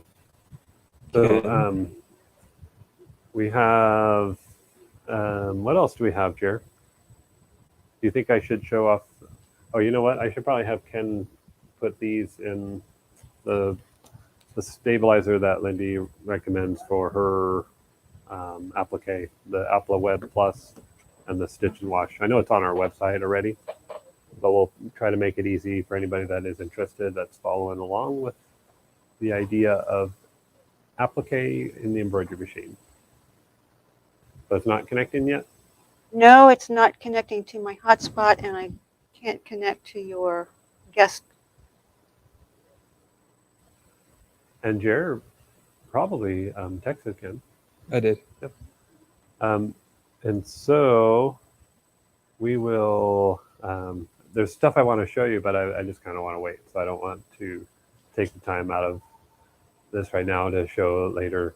Oh, ladies and gentlemen, Ken Mulqueen. Hey, Ken, are you doing a short segment later? He I is. know. I just volunteered him. Oh, you volunteered him? Mhm. Or no, more like I kind of voluntold him. Voluntold. Yeah. How come my head's so much bigger than your whole body? You know, that's just the way we were made. Like I feel like I'm way back, and you're like, do you see that, Ken? Yeah, your son's head is as big as my whole body. Look at my dad's. Yeah, I've got a huge head. It's got its own gravity. Dad's got his own solar system. You're huge. Oh, look, I matched the quilt behind me. Hey, you do? Isn't that cool, Ken? I like her applique, how it has stitches within, and not just the outlines, kind of decorative, huh? So we're going to try to talk Ken into coming in a little later, but he's not prepared. Oh yeah, a serger foot for Ken's serger segment, a 15-minute serger segment. So how about we give away another? Anybody want to go to the the Sewing and Craft Festival at the end of January? The exact dates are January 27th 28th or 29th. It's a 3-day show. If you would like to win a pair of tickets, just comment, I want to go. And Jer will pick let me just get closer to the screen so I can see the comments. So it'll be 2 tickets. Jared, will you randomly do your random generator for 2 tickets to the Southwest? One person wins 2 tickets. I keep calling it Southwest. We're done with our Southwest Rusty event. Barn. It's Rusty Barn. It's the Phoenix Quilt Craft and Sewing Festival. Maybe pick 2 winners. 2 winners for 2 tickets each. Yep. We are going to down the road. I think in the email that comes out tomorrow, we're going to announce how you can get tickets, free tickets to the show. With 2 sets of 2 tickets. And this is the moose that Jared was talking about, where you unzip the bottom, you pull out the stuffing, and then you embroider on it on the belly. That's what Lindee showed last week, but these are, I think, normally $30 or so, but we have them on sale on our website under Lindee G. Jared, will you bring it to you? Because I want to go ahead and grab a stocking. So turn it over to you real quick. You wear stockings? I wear Santa stockings. Oh, I didn't know what you did on your Saturday nights. Let's see. Well, I have the winners. And Lindee looks like she's up, but while Darren's doing that, I'll announce the winners for the each person wins 2 tickets. So the first winner is Roger Rugg. You win 2 tickets. And then the second winner is going to be Diana Smith, and you win 2 tickets as well. Very quick. Let's see. So you guys saw that. If I've called your name for anything today, go ahead and email me, jer@maltqueen.com. If you want tickets, just let me know what store you want to pick them up at. If you want a gift card, go ahead and email me to let me know that you won, and then I'll go ahead and just email you the gift card code. Let's see what we have. Oh, I also have the 2. Lindee, while we're waiting for Darren, should I? Yeah, let's just do this in case it goes away again. Okay, let's do that then. Okay. Alrighty, so here's Lindee. So here's our design again. And I have the cut line or the placement line selected. And what you need to do is find out the color. And there's the color. And I'm going to just left click on the color. And over here, it brings up the threads palette. And I'm going to click on Applique. And I just need to tell it that this is an applique position. I'm going to move this off to the side again. If I click Simulated, it'll put fabric in there. So I know where it is that I want to cut. And that's what I want. And over here for cutting, it has an option to inflate the cutting line. We do not want to inflate the cutting line on these. These are the actual size we need. So I'm going to set that to 0. And then I just click Save. And once I click Save, I have the option to save either as an SVG file, an FCM file, or any of these other formats. Now, if I click SVG, it will come up and ask me about DPI. And right here it says Adobe, Corel, and Cricut default at 72 DPI. And right now this is set to 70 or 96. Now you need to pay attention to this because on some of the cutters I'm told that if you don't choose 72, that the file will be enlarged. Now I tried this and I look at my SVGs in Adobe Illustrator and they were the same size whether I picked 72 or 150. So that's just one thing to be aware of. Now if you pick one of the other formats, you don't have to worry about that. So once we've saved as an SVG, we could go back here and click FCM for our scan and cut. And then just save and send it to your cutter. And that's all you need to do. So whenever you don't have a cutter file or you've resized your applique, you can use this software to create your cutter file. And I'm sure other programs have the similar options. So that's it. Yep. So if that is nice, you can kind of create your own appliques from designs. Yes, so you can create your cutter files from your designs if they have that placement line or some kind of line. And if you want to create your own appliques, then I think you can do that with Stitch Artist Level 1. If you guys have interest in that, just email Jer@MulQueen, and we will verify, because there's Stitch Artist Level 1, Level 2, and Level 3. And we'll verify what level you have to be at in order to get the cut file, where you can create the SVG file and the FCM. FCM is, so the ScanNCut reads SVGs as well, right? Mine doesn't. Oh, it doesn't? Oh, okay. No, for me to get a file to my cutter, what I used to have to do was send it to the Canvas whatever site and convert it from an SVG to an FCM. Okay. Download that, put it on a stick, and then take it to my cutter. Okay. But the new machine, you don't have to do all that, do you? I don't think so. Yeah. You can actually put an embroidery design, if it has cut files, on a stick or send it wirelessly to the ScanNCut. And you can, once you get the design to the ScanNCut now, it'll ask, do you want to find the cut files or do you want to do something else with it?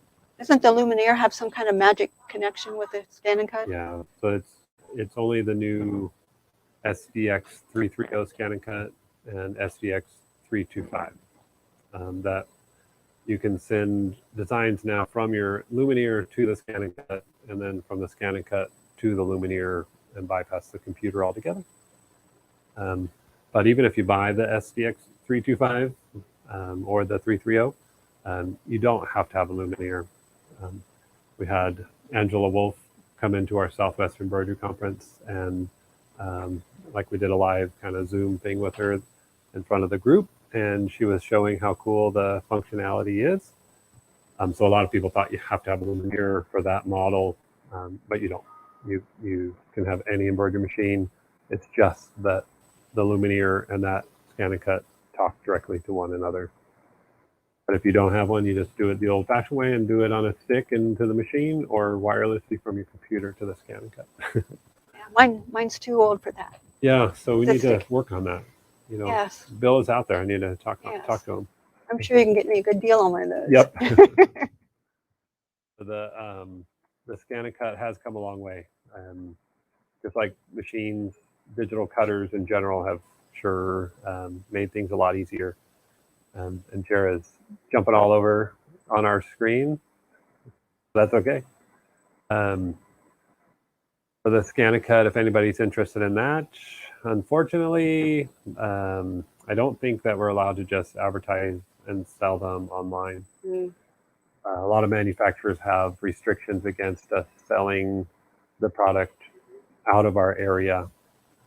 So you have to email jer@mulqueen.com if you have interest in that. And Jer, will you pop your email address up on the I will do so. But someone also asked if we carried the auto rotary blade. And it is in the live event specials. I just added it in right now. Very nice. Yeah, we were back ordered on those rotary blades, auto rotary blades.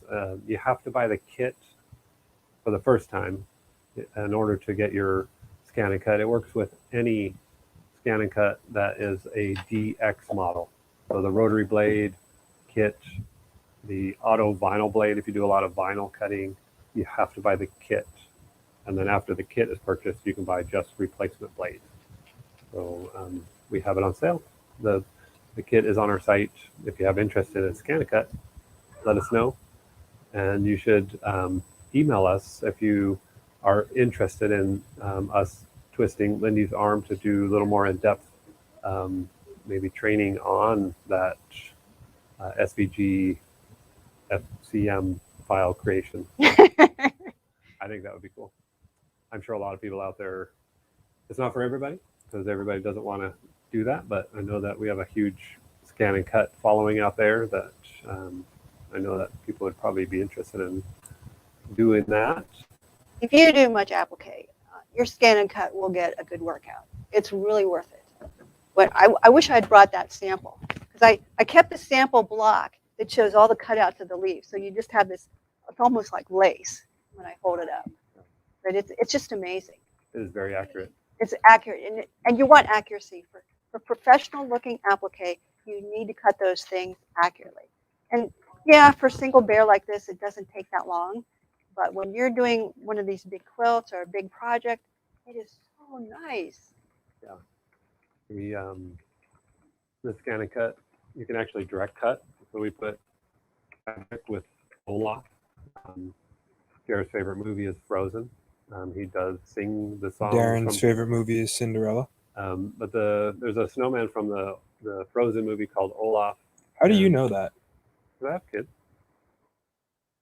Are you sure they're the ones that watch it? Yeah. Because you've got 2 boys. Yeah, that's, well, the original Frozen seemed to be kind of Like on the edge. on the edge. Yeah. The second Frozen, I don't think they've ever seen.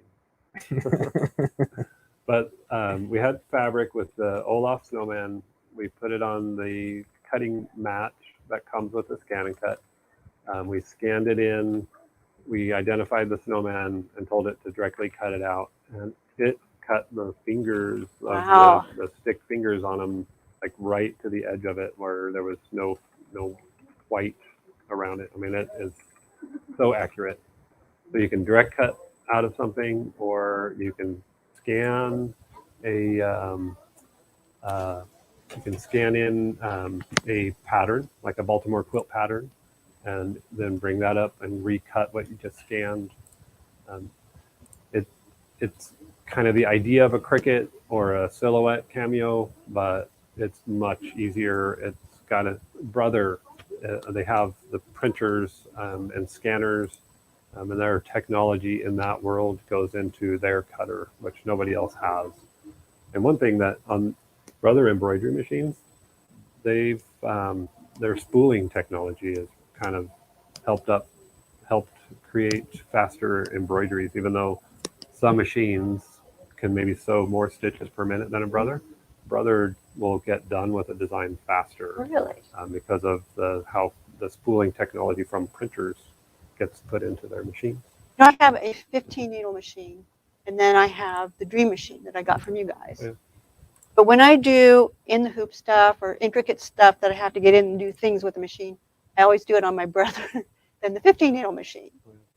That 15 needles, that'd be A Baradin. yeah, it would be a nice one to thread up. Oh, Jared's pointing at me. I have, We have a news flash.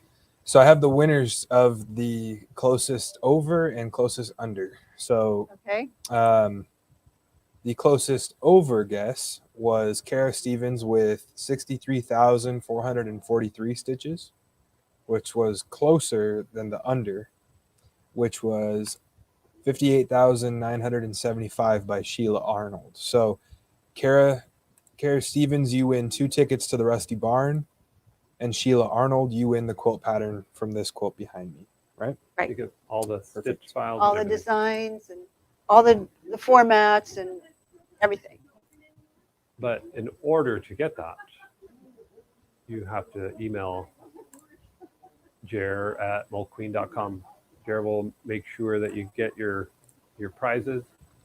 But you have to email him, otherwise we won't know how to get the design to or the tickets. And if you know much about stitch counts and embroidery design, that total stitch count could easily, half of that could easily be just one of these designs if it was full embroidery. Right. It just, those stitches really add up fast. Yep. But Lindee, thank you for driving up here. You know, it's like a 2.5 hour drive. Just or 2 hours. 2 hours. Yeah. Oh, I guess Bill. Or do you drive or does Bill drive? No, Bill drives. Yeah, you Bill must- drives so I can read. Okay. You must be a fast driver. Oh, he's got a lead foot. Lead foot. Well, they're in Tucson and they drive down here for this, so it's Up. drive up. Are we higher or low? Yeah. I think you're a higher elevation, though, are you? Are we? I don't know. Jared knows. He's master at But elevation. you're I you're more think Darren northern. is right, but I think he just pulled that out of somewhere because Well, we've been talking about people driving up from Tucson for a while, but I think they're higher, but we are north. So Lindee drives. We both win. Yeah. So thank you for this. You're welcome. This is the embroidery side of Applique, or Applique by Embroidery Machine. And just your knowledge is awesome. Thanks for sharing your samples. I might have to ask one day if we can borrow some of them, because I think that would, You can work something. yeah, that would be great. We love having local artists hang their goods here in the store. So if anybody has any questions, we can answer or try to get them answered real quick.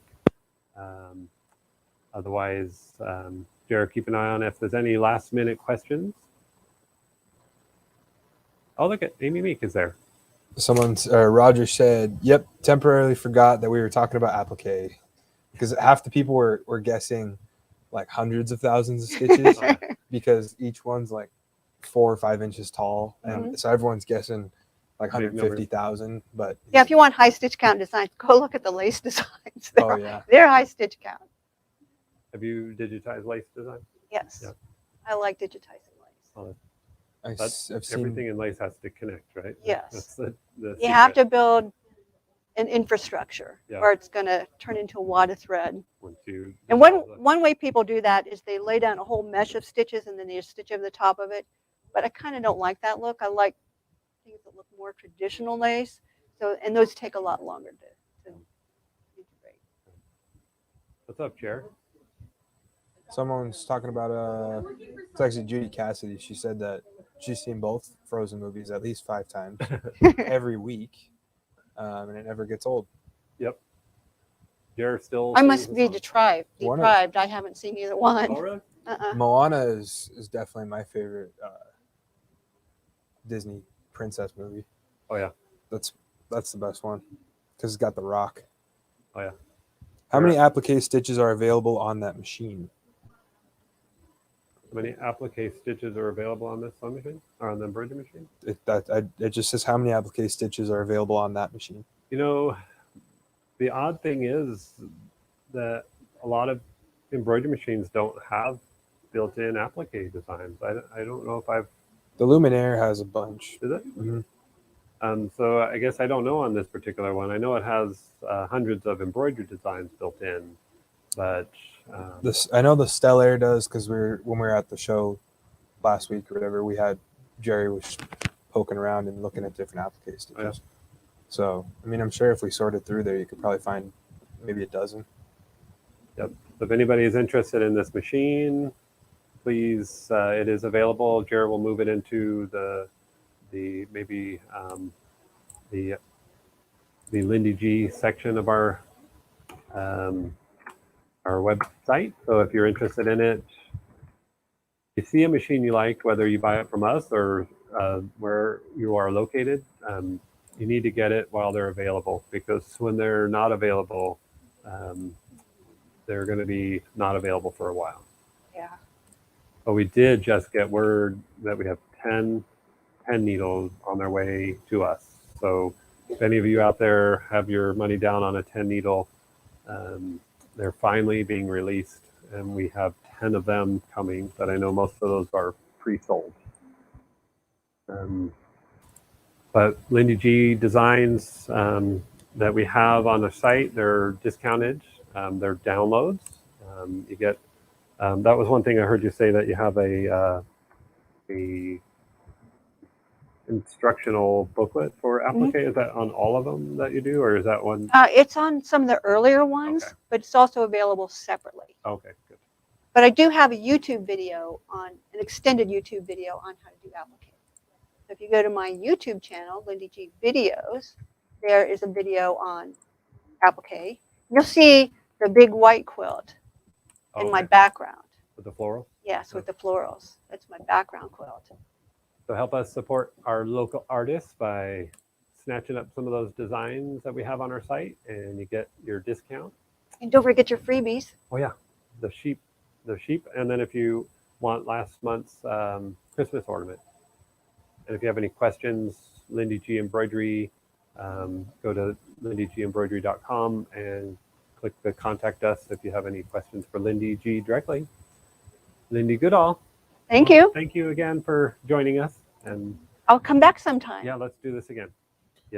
So we'll be back in just a few. What time is it? It is 11:50. Okay. So we're going to come back and we're going to show each individual Clash of the Cloth item here in about 10 minutes or so. So hang in there. We'll be right back. Thank you, Lindee. Thank you.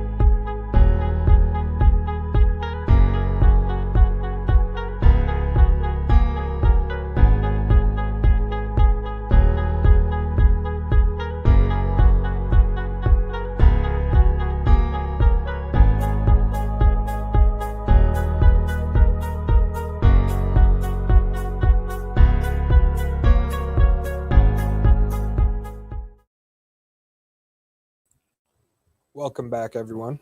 It's just me right now. Darren's out, I don't know, gallivanting, doing ballet, something like that. But I wanted to come on and show you guys the easiest way to vote for the Clash of the Cloth beforehand while he's busy out there somewhere. So hopefully his mic's off so you guys can't hear him. But if I go ahead and share my screen really quick, show you guys our website. So you just go to molequeen.com. This first portion right here is the Clash of the Cloth. So you just pick your favorite clash, go on here. You can come into, you can scroll down and vote right here, put your first, last name, and email address. And then these are larger versions of all of the projects. So we have like a rag quilt wreath, and then we've got a wallet, purse, little notebook cover. I'm skipping through them all. Where we got? Then there's a little dog bed with the dog there. We've got hot air balloons over the desert. So this was a fabric here, this one here, as well as this one. So those are the three fabrics that everyone was supposed to use. You can see all the three different fabrics. So there's two napkins there with little oven mitts on them. I think there's an oven mitt there and then a pot holder. We've got, it's called the Chaos of Color wall hanging. So you've just got a bunch of just different rings and such. I don't know technical terms. We've got little pillows, book holder pillows. Actually, I think I remember what that's from. That's little book pillows. But if I come back into here, remove that real quick. Thank you for the demo. Oh, that's for Lindee. I'll let her know you said thank you. Let's see what we have here. I can share bigger pictures of each one so you guys can see. Looks like a webcam. Does anyone have any questions on how to vote or anything like that while we're waiting for Darren? Should I give out more free stuff while Darren's sitting in the back? Let's see.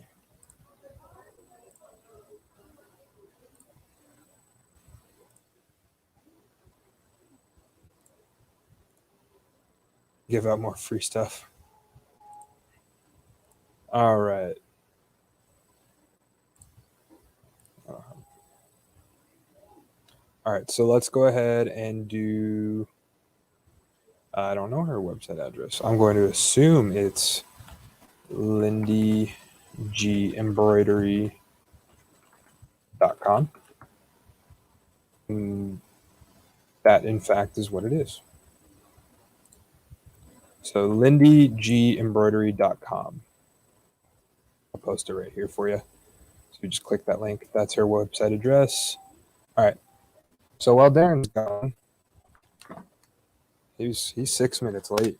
I'll tell you. All right. Make up for what issues are you having with the website that we need to address?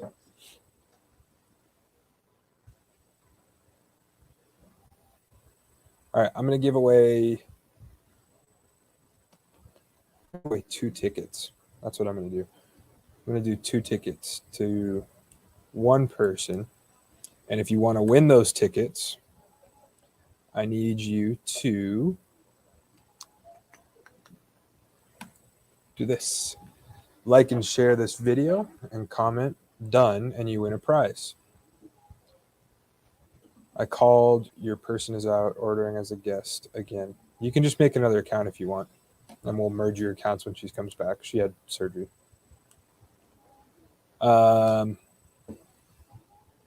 Let's see. Darren, the kid out there crying, I thought it was you. No, that's not me. Oh, sounds like it. So Darren's getting situated over there. I gave your paycheck away for this week, actually. Oh, did you? Mm-hmm. All $12 of it? Yeah.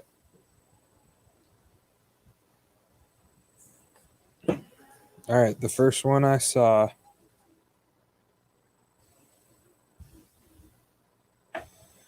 Jared, I think you're playing favorites, are you? Oh, it's the first one I saw. Okay. All right. I'll give 2 more away.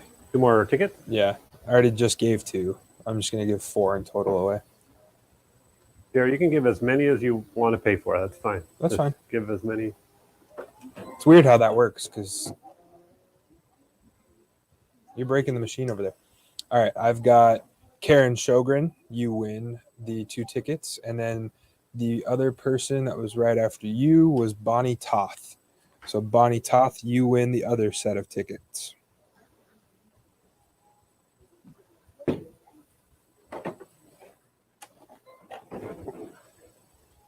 Darren's making a mess over there. Darren, will you hand me that black thing right there? That with those colorful things? Oh, I need to grab a different one. So I'll be right back. Which one do you have to grab? This one's missing a couple. Okay. Well, I'm just going to kind of give him a little glimpse while you do that. So at the Southwest Embroidery Conference that we had about 2 weeks ago this weekend, we unveiled some new pins. So we've got a bunch of different kind of caricature, cartoonish pins, anything from sewing machines to bobbins. We've got pin cushions and then little pets and whatnot. So see if it'll focus on that. There you go. So that's only 9 of them. We're missing 3 more, I believe. So if I go to our website real quick and I'll show you, they're all on sale. But let me go back to the website and scroll up to the live event specials and that little balloon. Go ahead and click on Mole Queen Demonstrated Products. And then inside of here, you see the collector pins. So all of these pins are normally $11. They're on sale for this show for $6. So you've got the little arrow sewing chair, a bobbin, you've got a rotary cutter, featherweight, a dog with a quilt block in its mouth. That's actually, I believe, designed by Heidi Pridemore, who will be on here shortly. And then you've got the tomato pin cushion. You've got the collector pin for the fabric bolts, a long arm brother sewing machine, cute little cat holding up a Mole Queen sign, and then you've also got the shamrock, which is like a stained glass. So all of those there, Darren's actually got them all on one board. Oh, and the other one, the Southwest Embroidery Conference, but it's just a picture of the Southwest. I don't know if it's still small, but it's got a bunch of sewing machines. You've got a featherweight up top there. It just says Mole Queen in small little font, but a bunch of cacti from Arizona, and I said cacti, yeah, not cactuses, octopuses. So that's those pins for you on the website. If you go ahead and shop on there, you can grab those. Darren actually has the other ones sitting over there while he's grabbing all the Clash of the Cloth stuff. Darren, remember you went out earlier and you grabbed something, those little shiny things right there? Yeah. You want to hand those to me too? So I don't. I'm all good here. You're good there? I think so. Okay. So you want to talk about those first before you go into Clash? Yeah. Okay. We've got. They're so cute. You got them all. You have to get the doggy pin. They're so adorable. All right. So this is later on today. Maybe we'll even give some pins away. We could do so. This is something else that we have a few left over from the Southwest Embroidery Conference. It's one of the Embroidery Buddy branded Christmas stockings. There are 3 colors. They're in the Mole Queen demonstrated items on our website. They're $14 item, but we have them on sale for $6.99. And the cool thing about it is they unvelcro They unzip. And they unzip all the way around so that you can now lay it flat with your embroidery hoop. You can embroider on the white collar or on the actual stocking itself. And once you're done embroidering, you just zip it back up. That's easier said than done on TV. And I have the zipper cut on the on the side. But once you zip it back up, then it's put back together, totally embroidered. I have a sample somewhere, but I don't see it right now. But for $6.99, you can make your own custom embroidered Christmas stockings. And there's 3 colors. There's the purple, then you've got like a turquoise and teal. What do we got?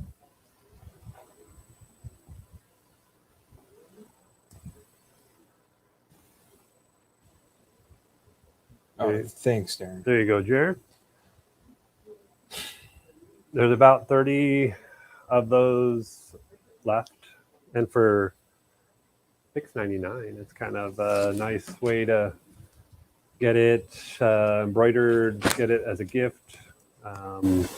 Although Christmas is coming close, so you better hurry and snatch those up before it's too late to give them as a gift. So hopefully you're local, that you can just come, you can order it on our website and then come pick it up at the store. The wall looks so bare behind you. I know. I see Lindee stole her. She stole her quilt. We got to get something up there. Yeah, we'll find. Should I take a picture of you and put it up on the wall? No, probably not. Okay, so Clash of the Cloth. Do you have my cheat sheet paper? Yeah, right There it here. is. Okay, so thank you all for participating. There's 8 people that have created some fun projects. You all know about Clash of the Cloth by now. It's 8 projects that, I'm sorry, it's 3 clashing fabrics that I'm trying to find the first one here. It is this one. It's called, so we give 8 people 3 clashing fabrics, and you just have to use our fabric that we send you, and you have to create something out of it. And so this one, the first one on our website to vote for is called 3-piece Carry This Set. And we'll announce the names later of who created them. So this one is, I'm not sure that these fabrics didn't go well. Look at how nice that is.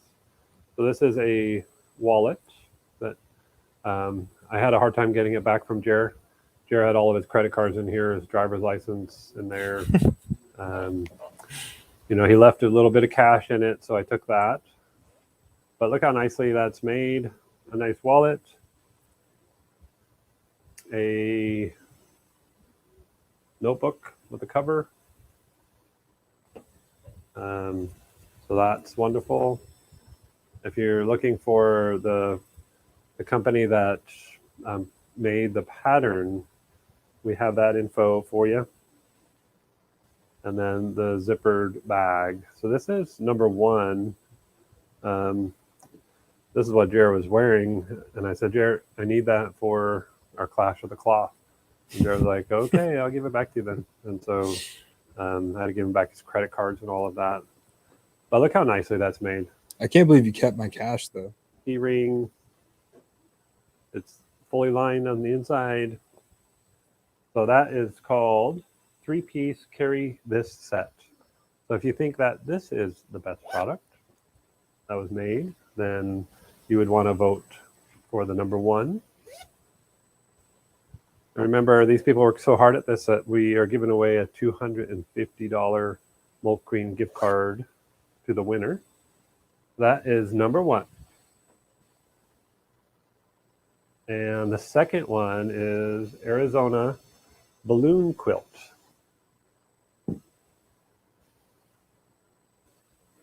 Wait till you see this one. How wonderful is that? So it is some cool fabrics. The bottom, I need to maybe stand back so you can see it all. Jared, can you see it all? Yep, you can see it all. Yeah, I can. Can you see it all though? On the camera, no. No. You'd have to kind of back up and. So it's a cool print on the bottom. There's balloons. Fun fact: Darren actually can't go in a hot air balloon because he's so tall that his head touches the flame. Really? You know, I was in a hot air balloon once, and the condensation from the flame deal was dripping all over my shirt. Really? Yeah. And my hair got singed. Did it really? No. Because it was too tall. Yeah. So this is Clash of the Cloth, Arizona balloon quilt. That's number 2. Look at the print on the bottom. Oh, the voting page. Ken, if you're watching this, you need to change it to 2021. Yeah, it does say 2022, Kenny, but that's okay. It is right now. It's for right now. Okay. So that is number 2, Arizona balloon quilt. Chaos of color wall hanging is number 3.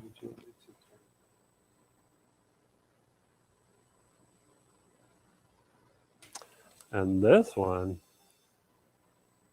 look how cool that is. This is Jared has a set of 4 of these. His placemats at his kitchen table because he likes. He has a whole like 12 plates that he uses when he's eating. He puts 1 plate on each of these. They're all teacup plates, though. So that is number 3. It's called Chaos of Color Wall Hanging. And if you like that one, with all the work that was done on that, give her a vote. That's number 3. This one right here is number 4. Whoa. This one, it isn't ragged yet, but it will if once I put it in my dryer. Is that right, Jared? Oh, like the edges kind of get. Oh, this is kind of like a Laura Heine almost, like how her stuff is put together.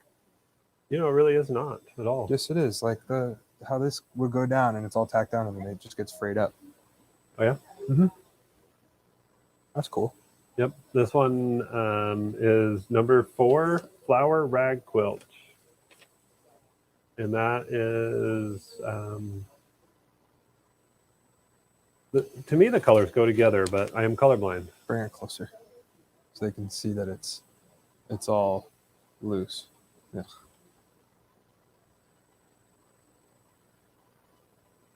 Peekaboo. Okay. All right. Jer, you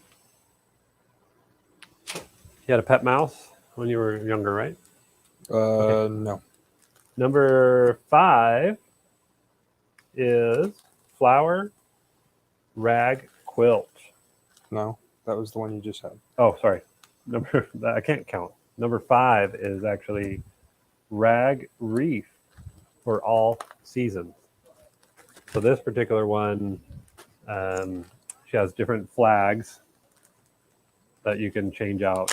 You pull this one off of this post, and you put on the different flags for whatever holiday it is. Oh, this will be the next holiday. You got Happy New Year. I can't do this but you just slide that on to the post, and then you have your new one in there. See if I can get them all in order. Yep. So the next one is going to be Happy Valentine's Day, Thank you. and then Happy St. Patrick's Day, Oh, thank you. and then we've got Happy Easter Day, Oh, thank you. and then we've got Happy 4th of July Day, Oh, thank you. and we've got Happy Halloween Day, and Happy Thanksgiving Day. Oh, thank you. Mhm. And then the first one that I have already taken off is The Christmas. Murray Christmas. Merry Christmas. Merry Christmas to you. This is cool. That one is called Rag Reef for All Seasons. So the next one is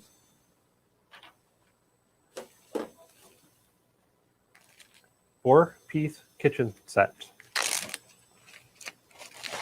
Oh, I forgot that this one goes with, I think it's the Arizona balloon quilt. It's like one of those oven warmer or oven mitts. But I didn't want to put it with it in the photo because I just want to make sure that the main focus item was the quilt. This is the four-piece kitchen set, so it's dinner napkins with one of Jer's mittens on it. These will fit your hands. That fits. Do you ever watch America's Got Talent? That guy had the fish kissing the other fish. So this is four-piece kitchen set. And that is number 6. Number 7. What's this bag? Yep. When Jer gets tired in the evening, we're like, where is Jer? Like, it's like 3 o'clock, and we can't find Jer anywhere in the store. And next thing we know, he's hiding in the fabric section with these pillows. He's taking his little nap time, reading his book. So luckily, like Lion King is Jer's favorite book that of late. This is your last book. Yeah, that's actually the one that I last read. So this is There's a book in this one somewhere. Yep. There we go.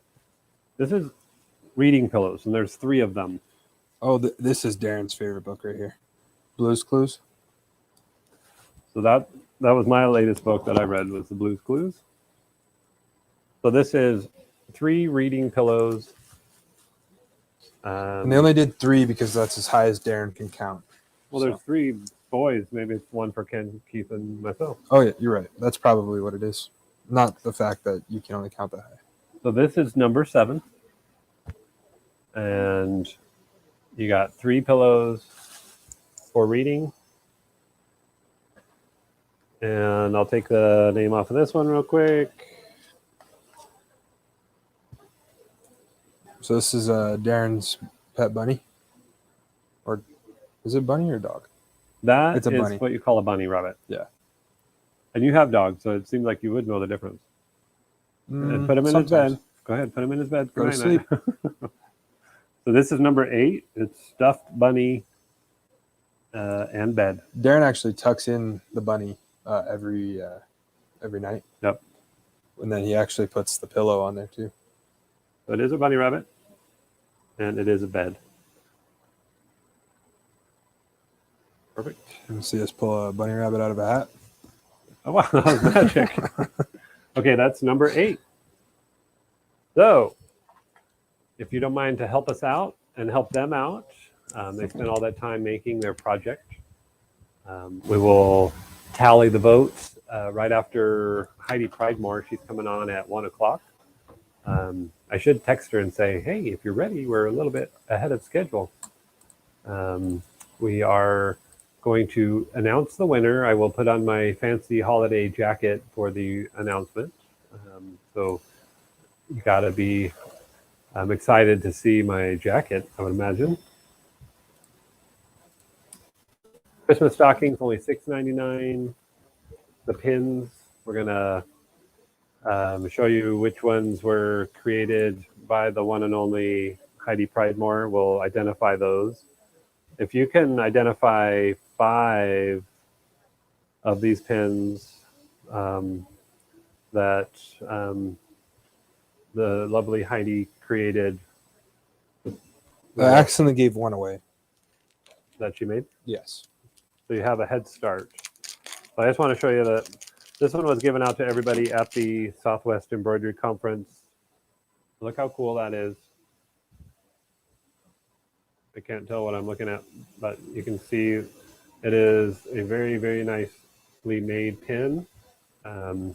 You can see little sewing machines on the mountaintops.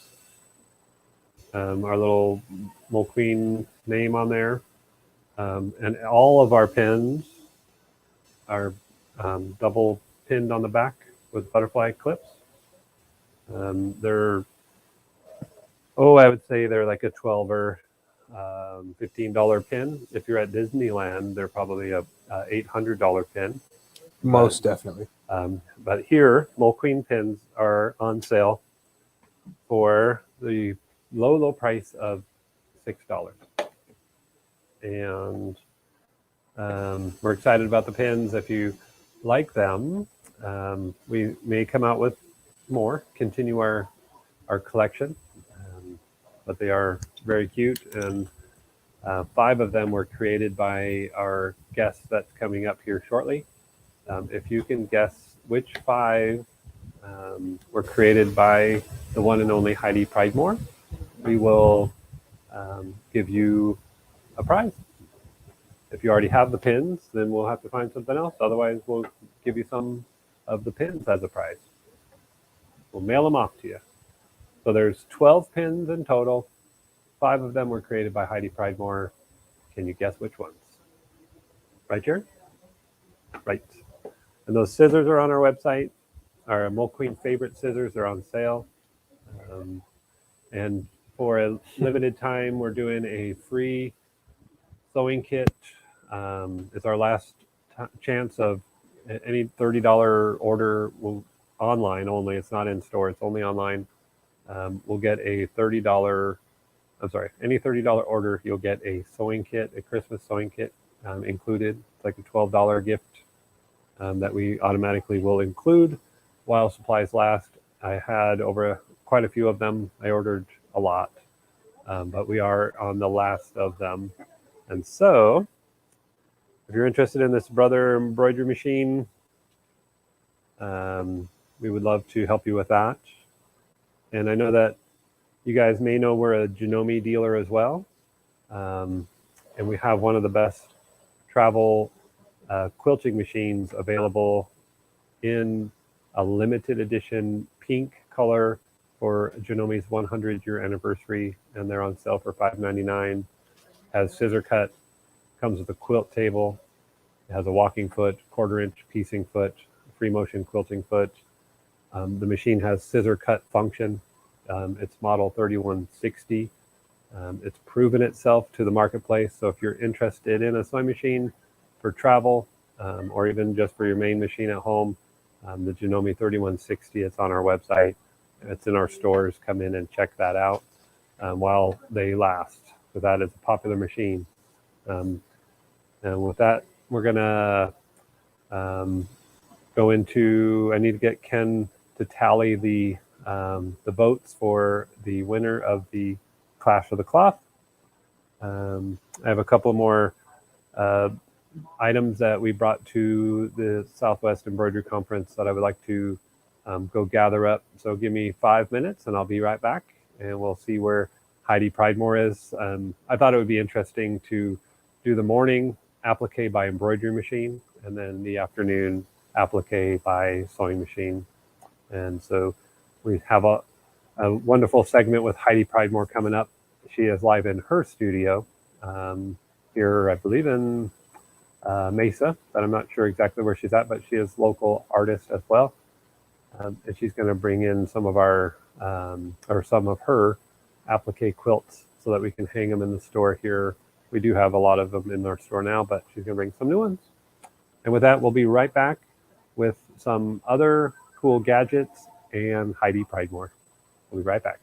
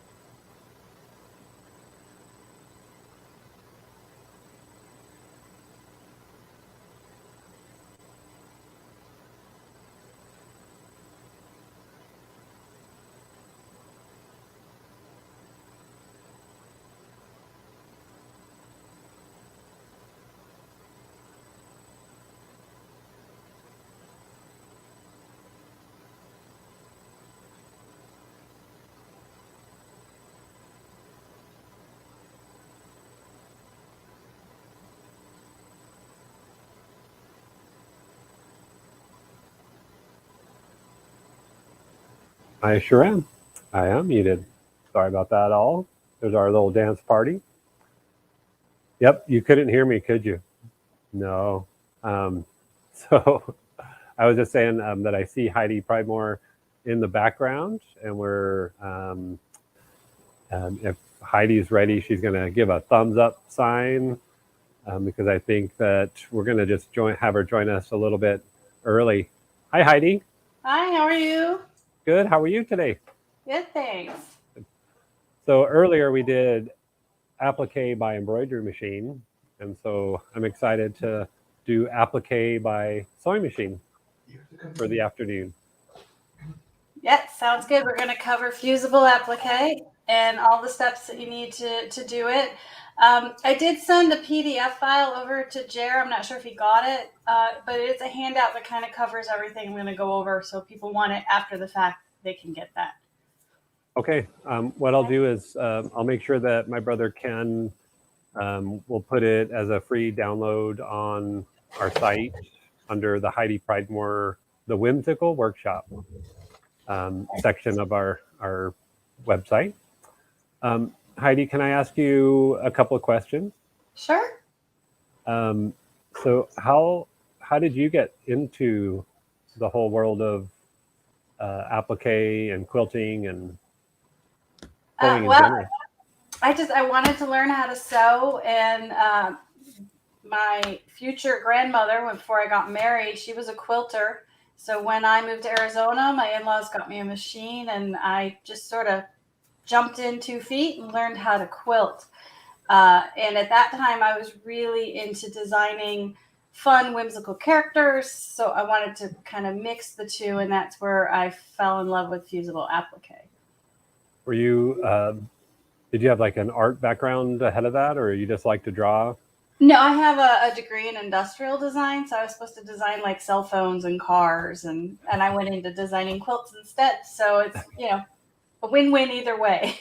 Yeah, that is way cool. So so how long have you been doing the quilting side of things? I started in 2000, so 21 years. It's nice. I started on a nice round year, so I can always remember. And I've been designing for the quilting industry for about 20 years now. So it's, I kind of jumped in, learned to quilt and learned to design for the industry at the same time. Have you designed fabric and stuff like that? Yeah. Mm-hmm. I've designed probably 15 or 16 lines over my career. Our main business is designing projects for the fabric companies to promote their fabric lines. So the fabric designing has kind of always taken a backseat for me, but I do love doing it. Yeah. And you've worked for many companies, like name brand sewing machine manufacturers? Or? Right. So I deal with pretty much anybody in the industry. We've worked for them at some point. We do a lot with Henry Glass, Studio E and Blank, Michael Miller, Andover. So cool. It's been an interesting career, that's for sure. Yeah. Where did the name Whimsical Workshop? I guess because of the original drawings and.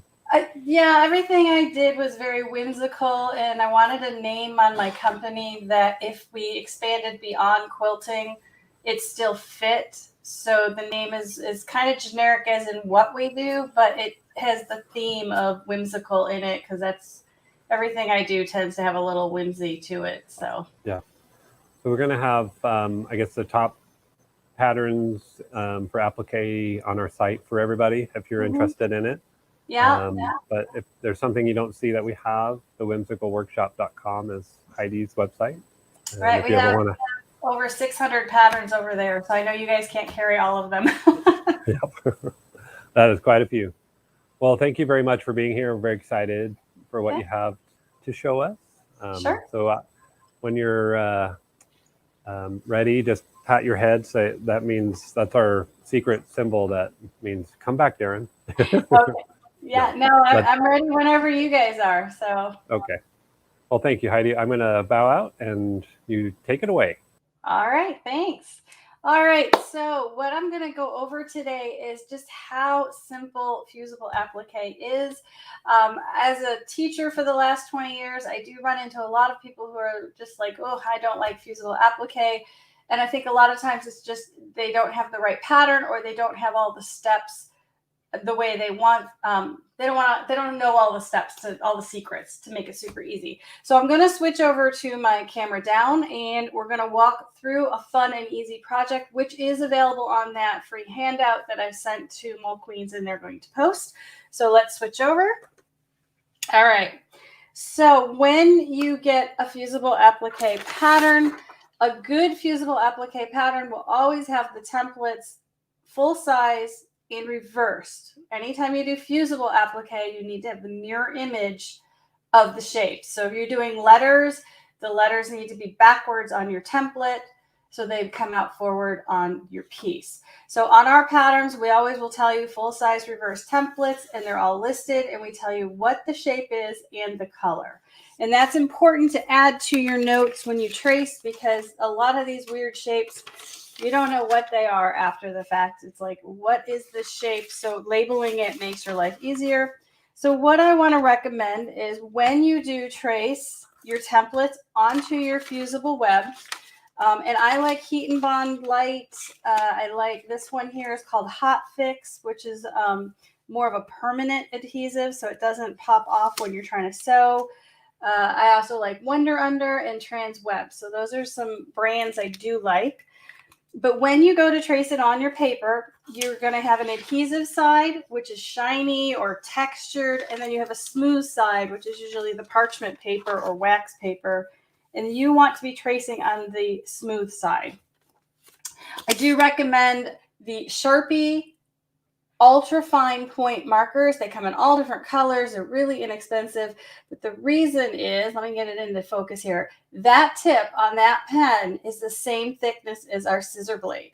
So when we go to cut our shapes out, we can cut right on the line and not try to guess on a thick line. Do we cut on the outside or the inside? So you're going to go ahead and you're going to trace your shapes onto the fusible web. And then on any of our patterns where we have embroidery or additional details, like this here is the sun. This is what we're making, so you can get an idea. It has a smiley face and it's on the head. So I go ahead and I just trace that onto my fusible web at the same time that I'm tracing the shape. And then I would write face, because that's what this is. And the color is yellow, so that when I go to figure out what goes on what fabric, I know because all of them are listed. So you would go ahead and trace everything as listed. And you always want to pay attention. If there's 8, just trace 8. So that is our template. So once you get everything traced, the next step is to roughly cut out each shape, and you want to cut them outside the drawn line. I'm going back to our fancy little face here. You want to have all this extra out here. Usually, like, you know, up here you can see it's only a little bit. That's all you need. You do not need all this extra. So you go ahead and you cut them out. And if they're all the same color, like these guys are all orange and they're flame 1, you can cut them out like this and press them down. You don't have to cut them individually. So you can gang up your shapes, which saves time and effort, which I'm all for.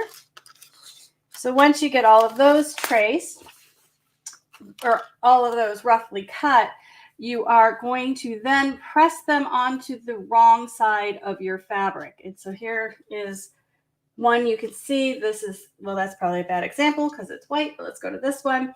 So you can see the shape, you can see the excess fusible, and you can see the fabric. And you want to press it on the back side of your fabric. You only have to press it on the front once to go, oop, I don't need to do that. Now you're going to go ahead and you're going to cut everything out on the drawn lines, because now you're sealing all of your edges in glue, and that will keep your edges from fraying. So I know we all know how to cut with scissors, but I want to quickly go over some tips on that as well, because some people, when they cut, they get kind of a jagged, rough edge on their shape. And a lot of that is how you're holding the scissors, the size scissors you're using, and what you're rotating. Now, these scissors are probably a little big for this job. You could go with smaller ones, but you want to make sure you have good, sharp fabric scissors. When you're cutting your pieces, you want them at the back of the blade, not at the front. If they're out here cutting, you have to get through all of this for control. Where if you push it back into the back side of the blade, you only have to go that far to be controlling your scissors, and it's a much easier cut to make. Now, when I cut this, you're going to see I do not rotate my scissors. I am rotating my fabric. This is another trick to keep it smooth and even and to help you have more control. So those are 2 tips on cutting. The biggest one is use sharp scissors. Everyone has their own opinion about cutting with paper and not paper. These are my good fabric scissors. I cut my fusible web with it. I sharpen them. If you, I'm not sure if Mall Queens offers a sharpening service. If you are not in the area where you can get them sharpened there, a lot of times knife shops that sharpen the chef knives will also sharpen these scissors and do a great job. So that is the next step, is to cut everything out. Then you remember the smile here. You want to use a light box, or you can use a window. You want to hold this piece up and you want to trace the smile or whatever details to the fabric. I do recommend using a washout pencil or a friction pen for this, because if you don't hit your line when you're sewing, you can get rid of it. For today's purposes, I did use the Sharpie, but I don't recommend that if you're not real comfortable sewing on your lines. So now that we have all our pieces cut, then we're ready to start assembling. This is what makes, I feel, makes our pattern the best out there. And this is something you want to look for in other patterns. They come with, anything detailed comes with a placement drawing. That's what this is right here. And you can use an applique pressing sheet to assemble your pieces on the drawing. So you'll need your iron and ironing surface. I have my little tiny one here for you guys today. And you need an applique pressing sheet. There are lots of different brands out there for pressing sheets, and I have 2 here to talk about with you. The first one is the applique pressing sheet from Bare Threads Designs. A lot of you guys may have one of these. They've been around for years and years. This is what I used for the first 20 years of my career.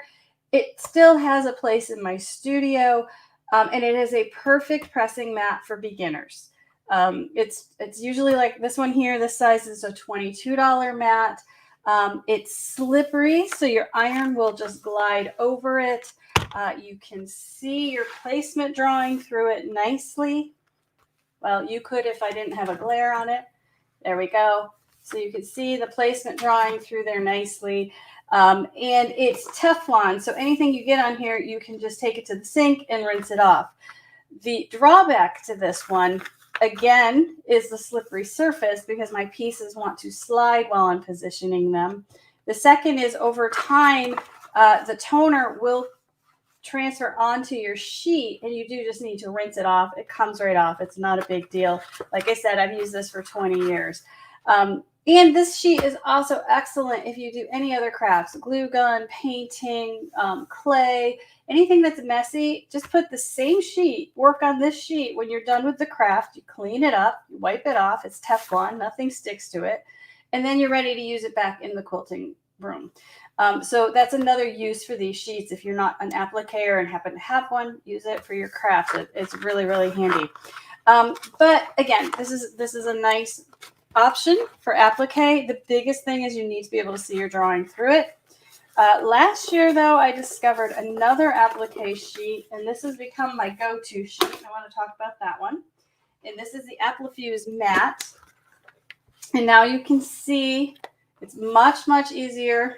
If I move my light, it's much, much easier to see. And this has got like a textured rubber, so my pieces are not going to slide when I position them on here. They're going to stay put, even though there's no adhesive there, making positioning pieces much, much easier.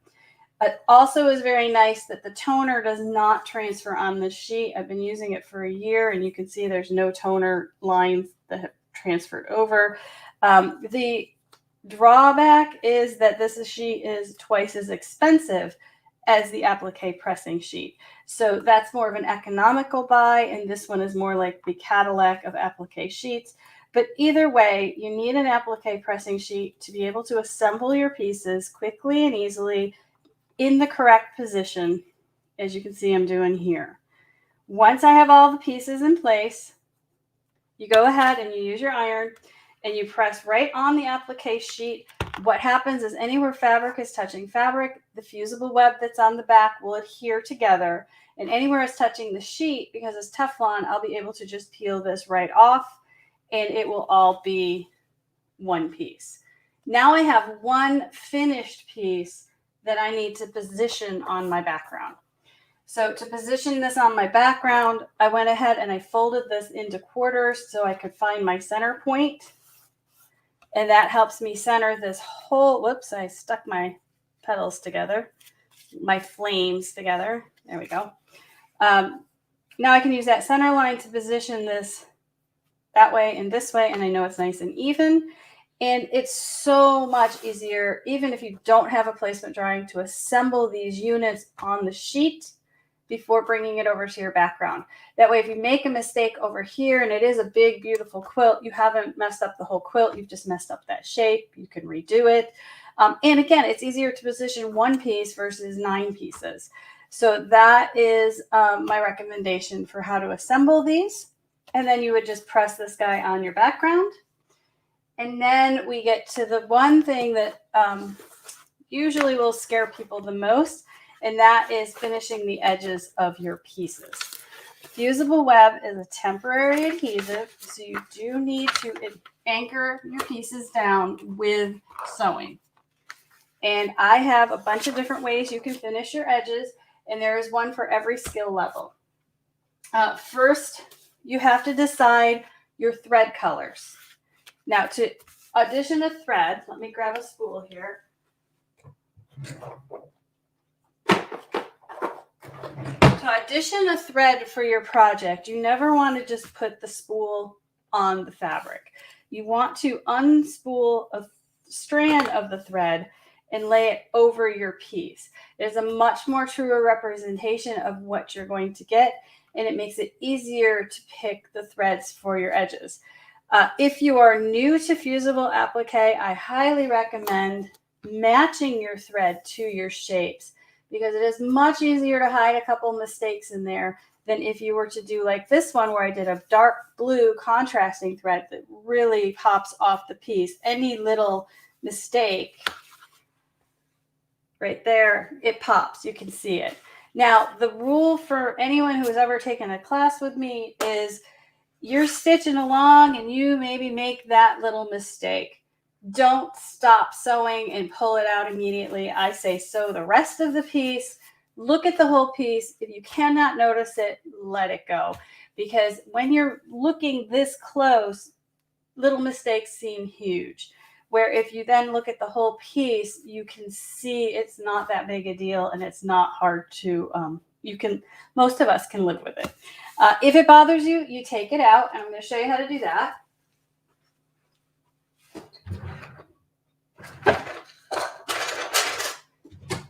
Sorry, guys, I forgot my seam ripper.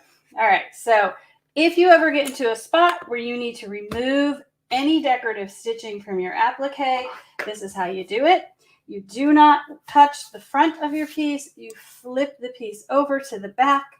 You use a seam ripper. Get up here close so you can see it. And you're going to put the seam ripper into the stitch bite, not the straight of the stitch. This is the outline of the stitch, but see here where I'm doing it right into the bite of the stitch, the piece that goes into your applique. And you just break that stitch along the back, real easy. And then once you have some of it done, get one more here. You're going to flip it to the front. You're going to use the tip of your piece. And look at that. It comes off in one piece. It did not fray my edges. If you go to the front, you're going to fray these raw edges, and then you're going to have a bigger mess. So if you ever need to pull out decorative stitching, always go to the back. Start with what's cutting into your applique shape first. In some machines, there's like a double stitch up here. You will have to pop your straight stitch as well. But for the most part, that's how you would remove your stitching. Now, that being said, try not to have to remove your stitching because it's a pain in the butt sometimes. All right, so we have, again, the 2 examples. And if you're just starting on this, I do recommend using 50 weight thread or even 20 28 weight thread. A thinner thread will blend in a little bit nicer and it will just sort of melt away and you don't see it. Now, if you really want an impact like this, then I would bump up to a 40 weight thread because it's going to have a stronger outline. This kind of looks like a cartoon or comic book look. So you're doing kids quilts. You can also use variegated colored threads. That's another really fun one to use on some of these really whimsical pieces. So now let's talk about how you finish the edges. No matter which examples I show you here, you are going to need to use an open toe foot, okay? You cannot finish the edges on any applique without this. This makes it so you can see everything going on with the needle and the edge of your fabric. Nothing's in your way. I can tell you from experience that even, oh wait, you know what? This is my 1/4 inch foot. Hold on. There we go. This is my open toe foot. It's so good when I'm at home doing this. So anything I forgot is right here. That's the open toe foot. You want to be able to see all that real estate. You want to see it when it's on the edge of your fabric, that you can see what's going on. And most open toe feet have a notch or a line right at the center there. You can see my finger pointing at it. That notch should ride on the edge of your fabric, and the bite will go into the fabric and the straight should go into the background. But they all tend to have that center line right there.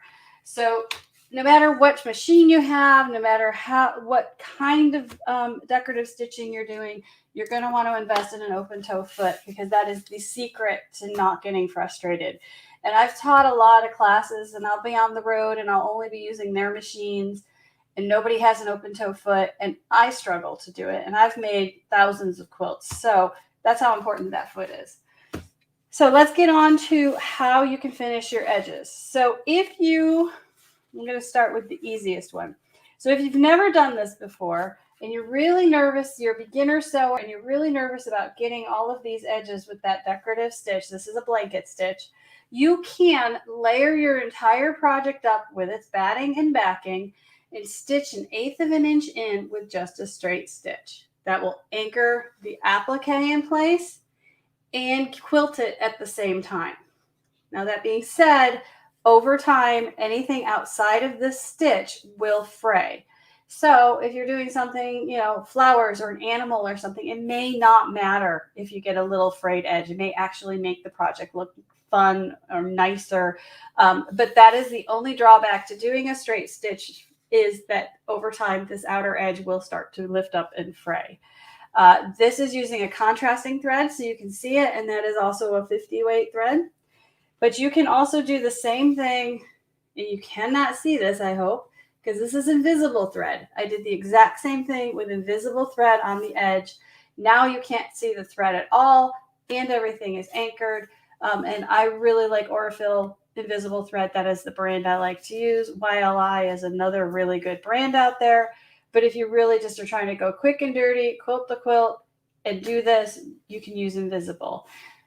I always add on there, do not use invisible thread on any quilts for kids because they can get the thread wrapped around their fingers, and that's the invisible thread is not recommended for children.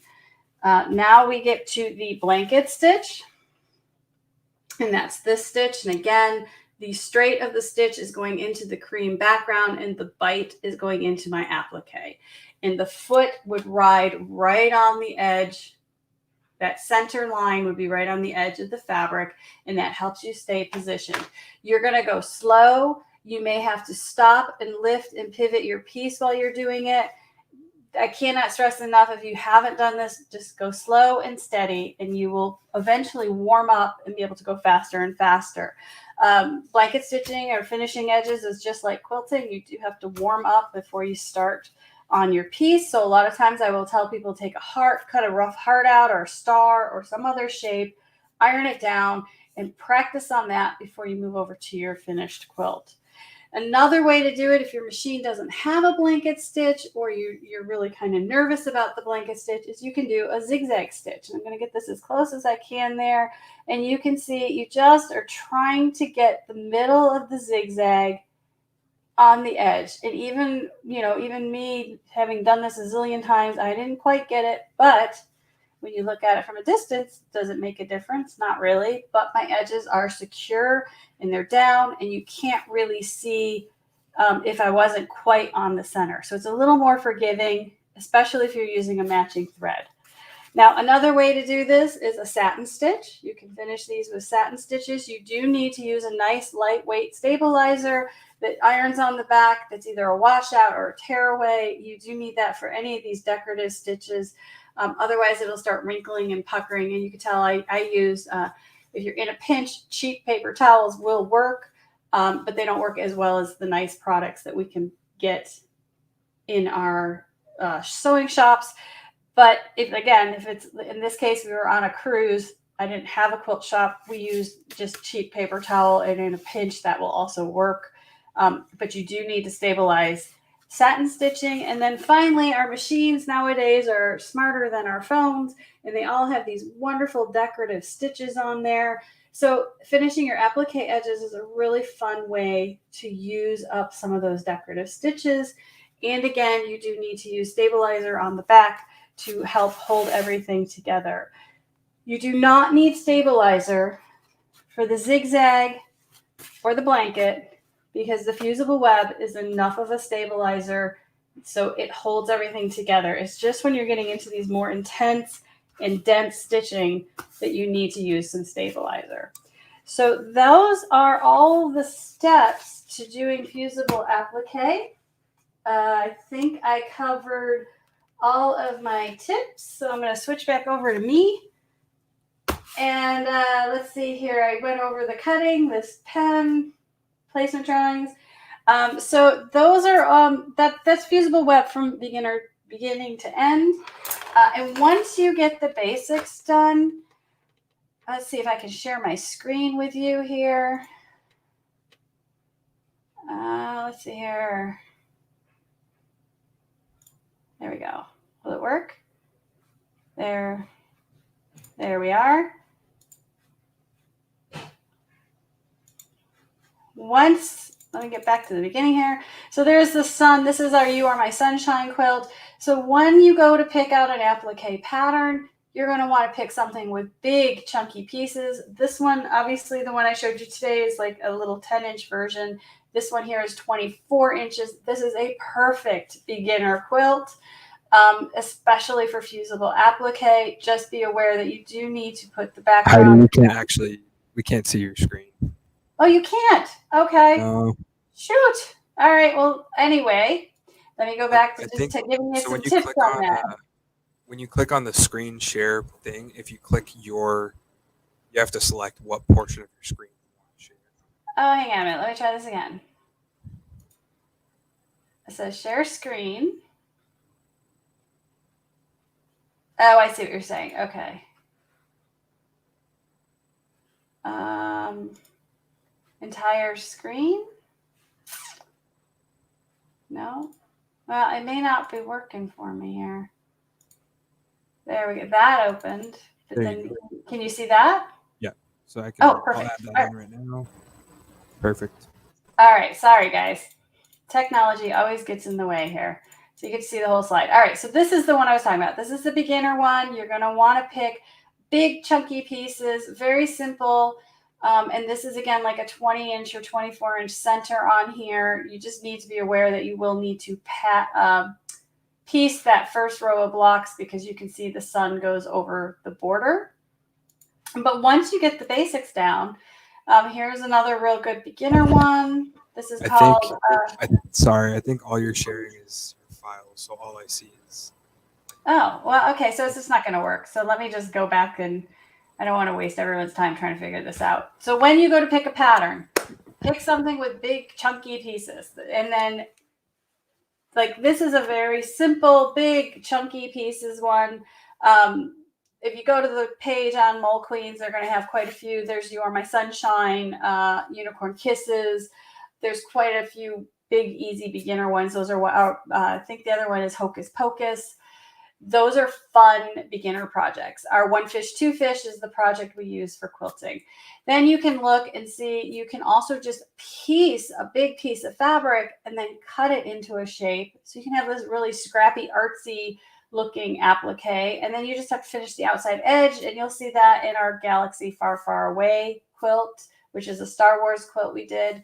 And then you'll see on there Midas Touch and Rising from the Ashes. These are two intermediate to advanced quilts. There's a lot of pieces. They're big, but in the end, it is the same procedure as what I just showed you. Especially the Rising from the Ashes is this big, huge phoenix quilt.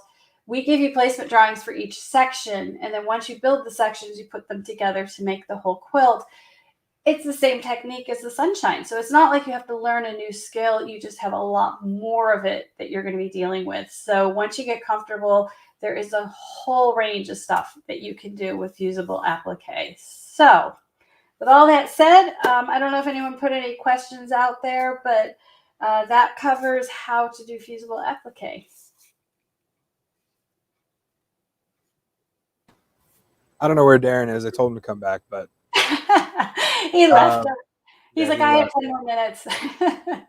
We do sell that clear mat that she was using. It's by Gypsy Quilter. I'll make sure to put it in Yes. the. And that one's called the Applifuse mat. And I would say if you're really getting into applique, that is the one to go with. And you can also use that for crafts and wipe it off. It is a Teflon mat. So it works the same way. And let's see. I'm so glad I'm watching because my applique is not very good. That's why I use the embroidery machine. And then that's a whole nother world. Yeah, they're two completely polar opposite things. Someone was you were talking about sharpening scissors. We do sharpen, yes. So we do sharpen scissors. I believe regular pairs of scissors, even the big ones, are $5 a pair, and then the pinking shears are $8 per pair. Okay, and I'm going to share a tip with them. What I do is I actually have a couple sets of scissors here in the studio, and when I get them sharpened, I just put a little hang tag with the date on them, and I put them away so that when my scissors are dull, I pull those out and put the other ones in, and I rotate them. So I have the same set of scissors, but there's always a sharp set in the drawer and always a set that I'm using. So I know that means you have to buy 2 pairs of scissors, but you always have sharp scissors. So. Yeah, absolutely. So before you came on, Darren was actually talking about we're going to give away some of the pins. Ooh, exciting! I haven't seen them yet. Oh, you haven't? No, I only sent in the artwork. Oh wow. Okay. Well, next time you're in the store, we'll have to give you a set of them. Oh, wonderful! But so they had to guess which ones you made. Ah. So let me put myself on this camera over here. Okay. I'm curious if people got it. So we have all of these little guys right here. So starting at the top, you've got the tomato pin cushion, bobbin, bolts of fabric, a little dog with a quilt block, the mole queen with the cat. You got a featherweight, the Southwest embroidery design. You've got the chair, which is on this side. It's kind of hiding. You can see it a little bit better if I get closer. Oh, there you go. Yeah. Then you have the rotary cutter, a Brother embroidery machine on this side right here, the stained glass shamrock, and then the handy quilter long arm down there on the bottom. So you designed 5, is it? 5 of the 12? Let's see. 5. Yes, I think it was 5. Okay, so I'm going to switch back to this one now that I've shown all those. So I've got, let's see, got a good few people who have guessed so far. So I have someone that guessed the 3 sewing machines, Southwest, and towels. They meant the fabric bolts. Right. So no, that one's not correct. Then you've got the dog with the quilt block, rotary cutter, long arm, fabric bolts, and the cat. Okay. You do the long arm? You did, okay. I'm not sure if I'm supposed to tell him or not. Yeah, I think that one nailed it on the head, didn't it? Yep. No? Yep. I got all 5. Yep. So Rainy Brown, Good dog quilt, job. rotary cutter, long arm, fabric bolts, and cat. So Yes. email me with your, because I know you just moved, so I don't know if I have your address, but email me and I'll go ahead and ship those up. So That's awesome. Good job. yeah, and then we had someone else. We sent them your artwork to finish the last one, so we sent them, and then they kind of just had to mimic the last. Because initially he wanted 5 pins, and then he's like, "Let's do a dozen." And Right. then, so And I then we submitted came a up with couple ideas, and then he came back and said, "Can you do some more?" I'm like, "Of course, no problem." yeah, there was a few people that actually did guess those 5, but Rainy was the first. So I went as far as the list went high. I've got a couple hundred comments here. So Oh, wonderful. let's see. Rainy said, "Thanks, good job, Heidi too." So does anyone have any questions for Heidi? Oh, is the unicorn just the pattern, or is the material included?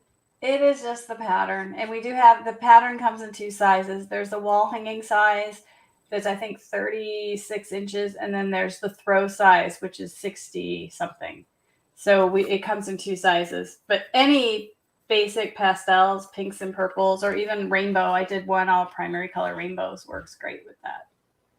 That's one of the best parts about applique is that you can use basics and textures and prints, little dots and prints. You don't need to have focal fabrics for it because the artwork is actually the pieces. Yep.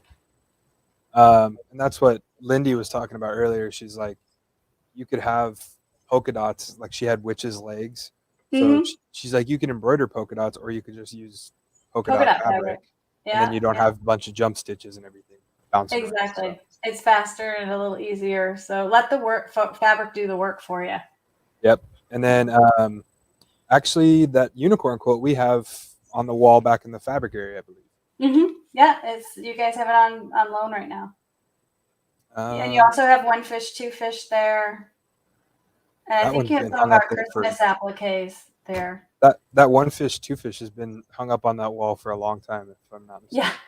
Well, I came to pick it up, and Darren said it was his favorite, so I said you guys could have it for another 6 months. So.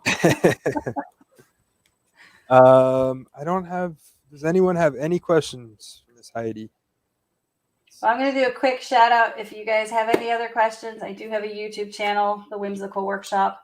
You can hop over there, or you can just email me through our website or through you guys. So. And then when I get around to fixing up the YouTube links and everything inside after this video is done, I'll go ahead and put your link to YouTube inside there as well. Yep, there's a whole playlist on fusible applique. So if you want to actually see me stitching it or more detail, it's all there for you guys to consume and enjoy.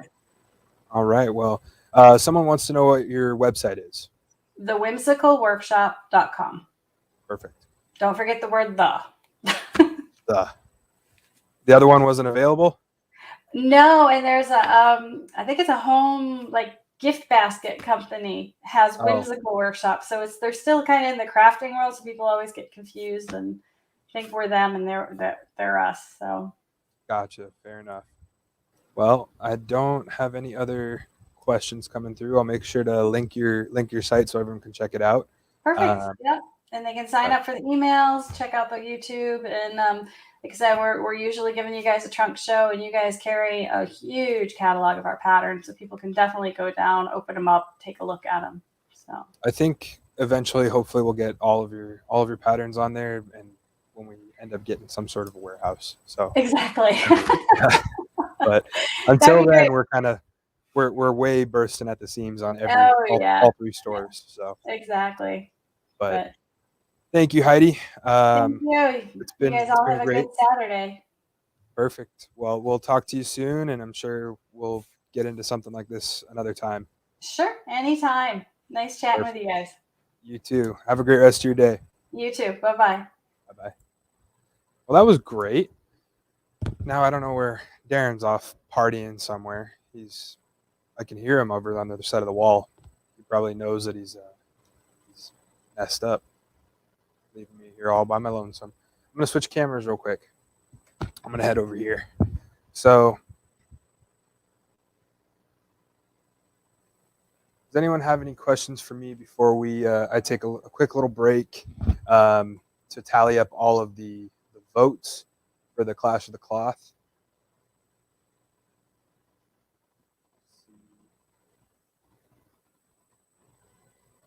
Now's your chance to get back to him for the newsletter.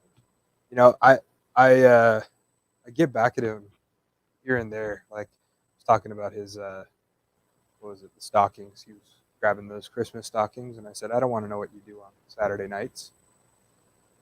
But looks like you guys had a lot of fun with Heidi in there. Any of those pins that you wanted to, if you want to purchase any of those pins, you just go to molequeen.com and click on the live demo section or the live event section, and then click on Mole Queen demonstrated items, and all of the pins will be inside of there. So, all right. All right. Well, I'm going to take a short break to tally up those votes, and we'll be right back. So don't go anywhere.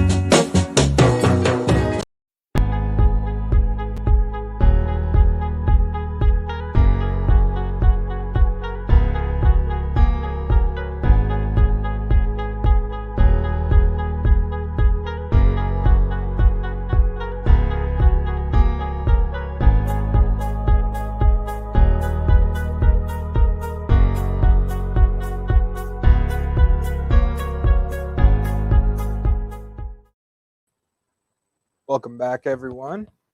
So as you can see on here, I'm on the molequeen.com website.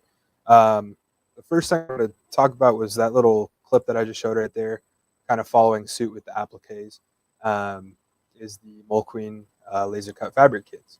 So these are all applique kits. They do come free. They come with a free towel as well as the free embroidery design. So if you purchase any of these, there is a little coupon inside of the package that gives you the link to the laser cut kit website as well as the pattern code on the back.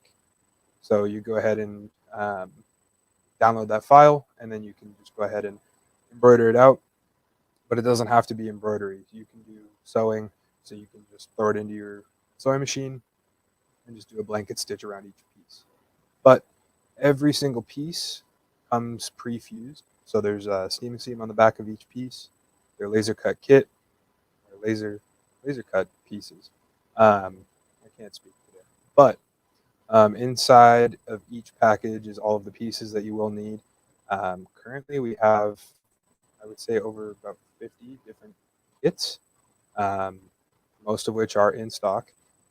You can go ahead and click on any of these guys. You pick the laser cut kit there, and then you can go into back into laser cut applique kits, and then pick any of the towels. Some towels come with the kits, others are a little bit pricier, so they don't actually come with the kits. But if I go ahead and click on these, you can pick whatever kit that you want to go with pick whatever towel you want to go with your kit. So there's that. And then if I go back into the live event specials right here, you can click on, this morning we had Lindee G embroidery on. So you can go inside of here, purchase any of her applique project patterns, which come with the pattern design for the quilt, as well as all of your embroidery designs to be able to applique all those pieces. So inside you can see right here we have the machine that she was stitching on today, which is the Brother NQ1700E. Then you also have the little irons that you can actually iron down your applique pieces if you prefuse the backs of each piece. The little elk, we have about maybe a dozen or so of those guys left. You saw Darren rip its guts out earlier, but you can get one of those guys and go ahead and give it as a Christmas gift, like a last minute Christmas gift or something like that. But there's two free patterns for embroidery on here. You have this little Mylar Christmas ornament, kind of a candy cane style, and then you've got the little sheep up here at the top. So you click on that guy, it'll automatically download, and you just go ahead and plug her into your embroidery machine.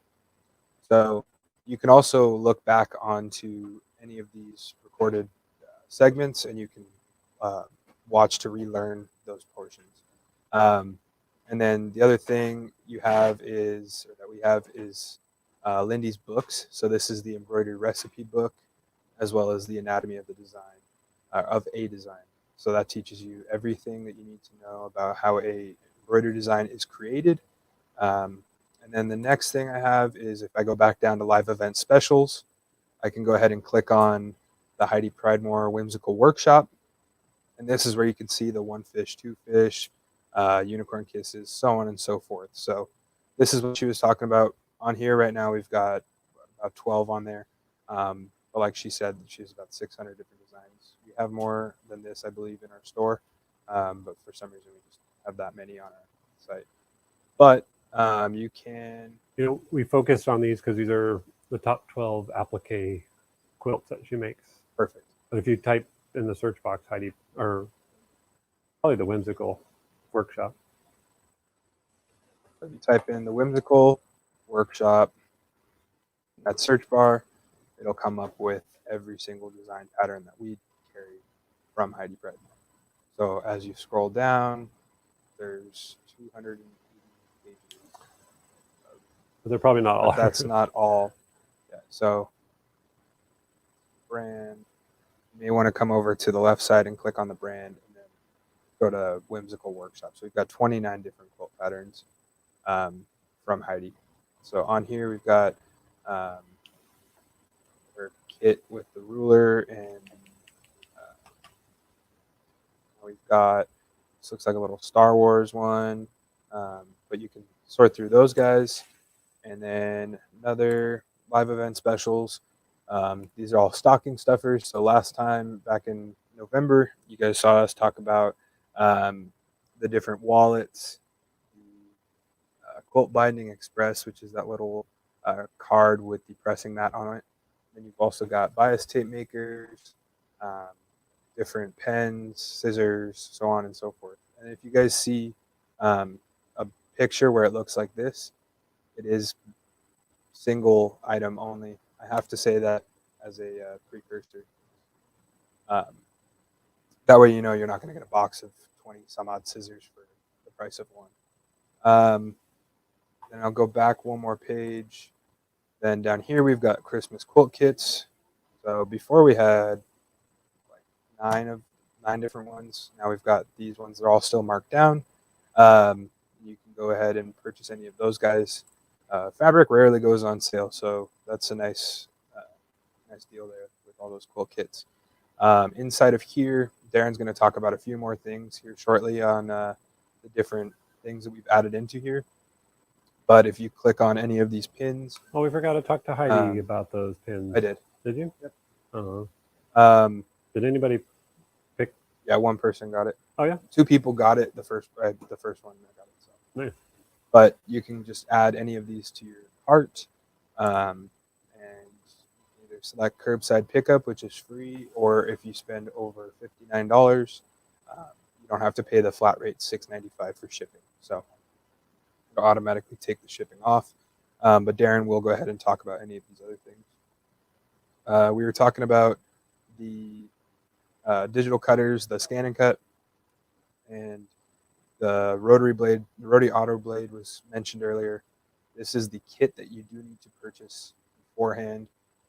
So if you want to use the rotary auto blade, you have to buy the kit. Then you can buy the refills after. So this guy here, you buy that. It's on sale for Christmas, and pretty much everything for the most part on our website is on sale. So feel free to take a look, shop around on the website. If you place an order today, chances are and you select curbside pickup, chances are it will be ready before Tuesday or on Tuesday morning for you. And then let's see, live event specials. We went through all of those. And as you scroll down, if you don't want to go to a specific group, you can scroll all the way down and go through all of that type of stuff. Okay. Then there's one more thing I want to talk to you about, and that's these So Light lights. I know you guys have seen them on here before, but this is the new improved Nano Light. So this is normally $25, on sale for $20. You can purchase it on the website, select it for curbside or shipping. But we do actually only have 4 left. Oh, that's weird. We have a couple dozen left, but we'll make sure to get that right. Will you add them to it?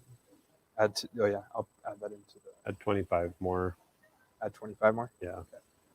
But if you want to switch over to camera 4, this is the glorious pink Janome 3160. If you need a perfect travel machine that has scissor cut, the #1 feature. It has tie off, so you don't have to use reverse all the time. You can tie off in spots. Speed control comes with a table, has a walking foot, 1/4-inch foot, and it's $599. It's a 100-year anniversary model, and you get a set of $30 pink or cherry blossom bobbins with it. But I wanted to show you that Nano Light. It has a little recharger USB built right into it that you plug into any laptop, If your machine has a USB port, you can recharge it there. And you can just stick your light wherever you want it and then turn it on. So you can add light to any sewing machine. You don't have to have any wiring anymore. You can put the light here if you wanted a spotlight there, but it's versatile. You can put it in a closet or on a mixer, but it is 3 brightness levels. And at the brightest level, it lasts for an hour or 2, and then you plug it in. So I recommend getting 2 so that you can have one charging while one is running. It lasts a lot longer at a lower level. That's that nano light. Lynn Maynard's asking about the Rusty Barn. The Rusty Barn, is that at the fairgrounds? It sure is. Fairgrounds for the January show. Then Rainey, email ken@molequeen.com if you want a different stitch file, but DST works on any sewing machine or any embroidery machine across the board. No, DST is brother, which I think Rainey No, has. that's PES. DST is just it works on like almost every single embroidery machine. So if you don't mind going to camera 2. Yep. This is that light board that we had showed a couple of shows ago. It is wireless, so I can unplug the wire if I wanted to, and carry it with me. So I can bring this now wherever I want. I don't have to have it plugged in anymore. So it worked perfect for what Heidi was doing, tracing some of those pieces. And this one it's only $139, which I think is pretty crazy for a light board like that. If you're okay with it plugging in and not being rechargeable, they're only $99. So for $100, you can get this wafer thin light board that you can carry anywhere. You can, if you don't mind it plugs in, it's only $100. But wait, there's this. This is brand new to the lineup. It works anywhere. You don't have to put it on a light box, but it's made by the same people that created the light box. But it's a rotary, it's a swivel mat, basically. So when you're doing rotary cutting, you can cut, and instead of having to lift your fabric up and moving it, you just rotate your mat, cut, rotate your mat, cut, rotate your mat, and cut.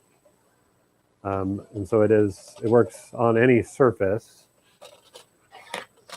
So you can get the rotary mat for any surface, or if you would like it to be lit up,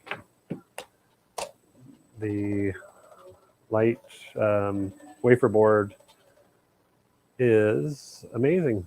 So only $100 or $139 if you want it cordless, and then Jared just put a whole bunch of other Caterpillar product in the Molequeen demoed items. And then that was something that we had shown at the Southwest Embroidery Conference. We do have the 3 different scissors. These are the Heritage cutlery that does come with a rubber cap with a lanyard, but it's kind of nice that they are the squeezy kind. So it's easy to trim. And then, of course, the double curved Kai scissors. If you're left-handed, Kai is one of the only companies that makes true left-handed scissors. I don't know if these come in left-handed. I don't think they do, but it would be the normal size scissors that come in true left-handed. And then just your normal straight blade scissors for cutting like what Heidi was cutting. And so those are our favorites in the scissors, and they're in stock. We brought in some of these for our show, the Southwest Embroidery Conference. They're called sticky hoops. I think it was only available in 5x7. And these are mainly for brother machines. I'm sorry if you don't have a brother machine. It's now available 5x7, 4x4, and 6x10. And the trick to these, you get sticky paper with it in the package, and we have refills, or you can, your Floriani Perfect Stick would work.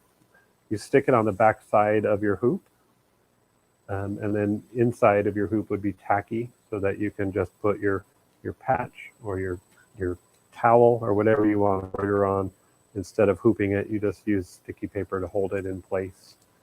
And those just got moved to our area, and they're on sale. So if you're interested in sticky hoops, we're trying to get Mr. Ken in here, but we are running the store as well. Hey, Jerry-O. So the store is busy right now out there. I'd gone outside and I got stopped a couple of times, but that's okay. We need to help everybody. Our pins, hopefully you think they're cool. I just want you to know that they are well made. And Heidi Pridemore created the dog with the quilt. She did our Mole Queen one. She did the fabric bolt.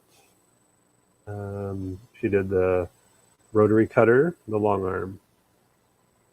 And so you can collect them and hopefully have somewhere to put them. And with that, I think it's time for the winner. What do you think, Jared? I think you may be right, but one person had a question. Where's the rotary mat listed? It's the swivel mat. It's in the Mole Queen demoed items. That's the one that you had moved over there. It's while supplies last, so it may have already been purchased. Slow down, Jared. They don't see it. Huh? They're not looking. Oh, I thought Jared. They're looking at me probably while I'm looking at. I thought they were looking at that. Okay. Yeah, it's already gone. Can you make sure this swivel mat or cutter peller? Because that is such a cool item, and I think we only had 6, and they could have gone, but Jared's looking that up. I am going to put on my festive jacket for the unveiling of the winner of our, as Jared's looking. I get sidetracked because I'm looking at what Jared's looking at. Let me get my jacket on to unveil the winner. Okay, it should be in there now. Okay. I got my kitty cat jacket. I hope that looks good. Jared, what do you think? Does that look good? You get yours on now, Jared. Sure is something. Oh, look at the tag is on it. I forgot to take the tag What did I off. tell you this morning? You did tell me that the I said, tag is on Aaron, it. the tag is on. It's not on there anymore. Oh, it's not. It's gone. Where's the other? I'll just go grab the other thing. You know, that probably made a lot of noise out there from me putting that jacket on.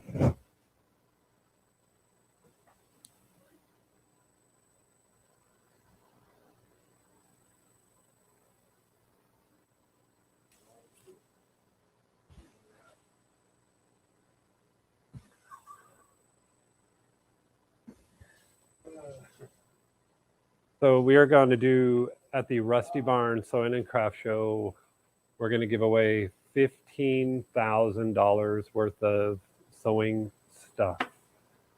So we will have ways of getting tickets for it, but just know that we're giving away a lot of stuff at that show. We gave away a lot of stuff at our previous show in September. It was $25,000 at that show.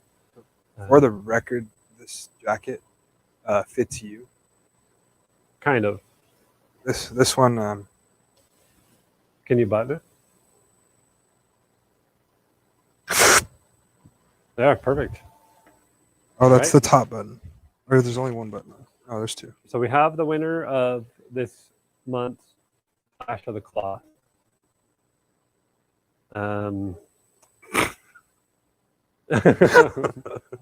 That fits you nicely. Oh yeah, nice and snug. Kenny, I was find going it. to see if Kenny would know how close they were. So we're going to do These are fourth the place, customers. third, second, and first, and just know that everybody wins. So, Jer, will you grab that one? I can do that. Fourth place of this month's Clash of the Cloth is the Rag Wreath for All Seasons by Mary Hamill. Mary, you have won fourth place. So make sure you email Jer at Mulqueen and say, hey, I'm the winner. I'm fourth place. We will make sure to get you your gift card. And third place is, this is near and dear to Jer's heart because I sleep on it. 2 o'clock, 3 o'clock every afternoon, he needs a nappy nap. So the third place winner is, they call it the 3 Reading Pillows by Carlin Eaton. Congratulations, Carlin. That one's upside down. I don't know if you mind, Jer still hasn't finished one of the 3 books, so he was hoping to borrow the Yeah, book. they're really long. So that is third place. Second place is, It's this one. They can't see which one I'm grabbing, so they don't know what I'm doing. yeah, this is also very near and dear to Jer because, Is it oh yeah, it's right inside there. Oh, okay. Wouldn't you know about that? Jer, It was used for its actual purpose. hey, Cinda Woods, if you don't mind if Jer borrows your wallet again for this weekend. Darren actually went to downtown Gilbert last week, and he was at Whiskey Row, and he got kicked out because he was wearing a purse. So, Cinda Wood, you did a wonderful job. Everybody did a wonderful job. The makers, the creators of the product, Cinda Wood made it, but the person that designed the wallet and the purse, I have the names of the company if you're interested in that. And so, Cinda, you won second place. And the first place winner is Patty Galbraith. Patty, you are the winner of a $250 Mulqueen gift card for Chaos of Color. Yay! Congratulations. Everybody that has entered worked so hard on this, and we do thank you. We are going to make sure everybody gets a gift card. Jer has offered me the emails, so we will get you emailed for your gift cards. But it doesn't hurt to send your email to Jer at Mulqueen. Oh, Galbraith. Make sure that you send emails. Anybody that has won a prize today, make sure that you send an email to Jarrett Mulqueen and help us help my mom. She gets bored when there's no orders, so keep the orders coming because Bridget's back there packing away already as we speak. Yep, there's a fair amount of orders that came in so far already. So, And if somebody wants to make something to put behind Jer, let us know because that wall looks very boring. How about you hang the picture of you up behind it?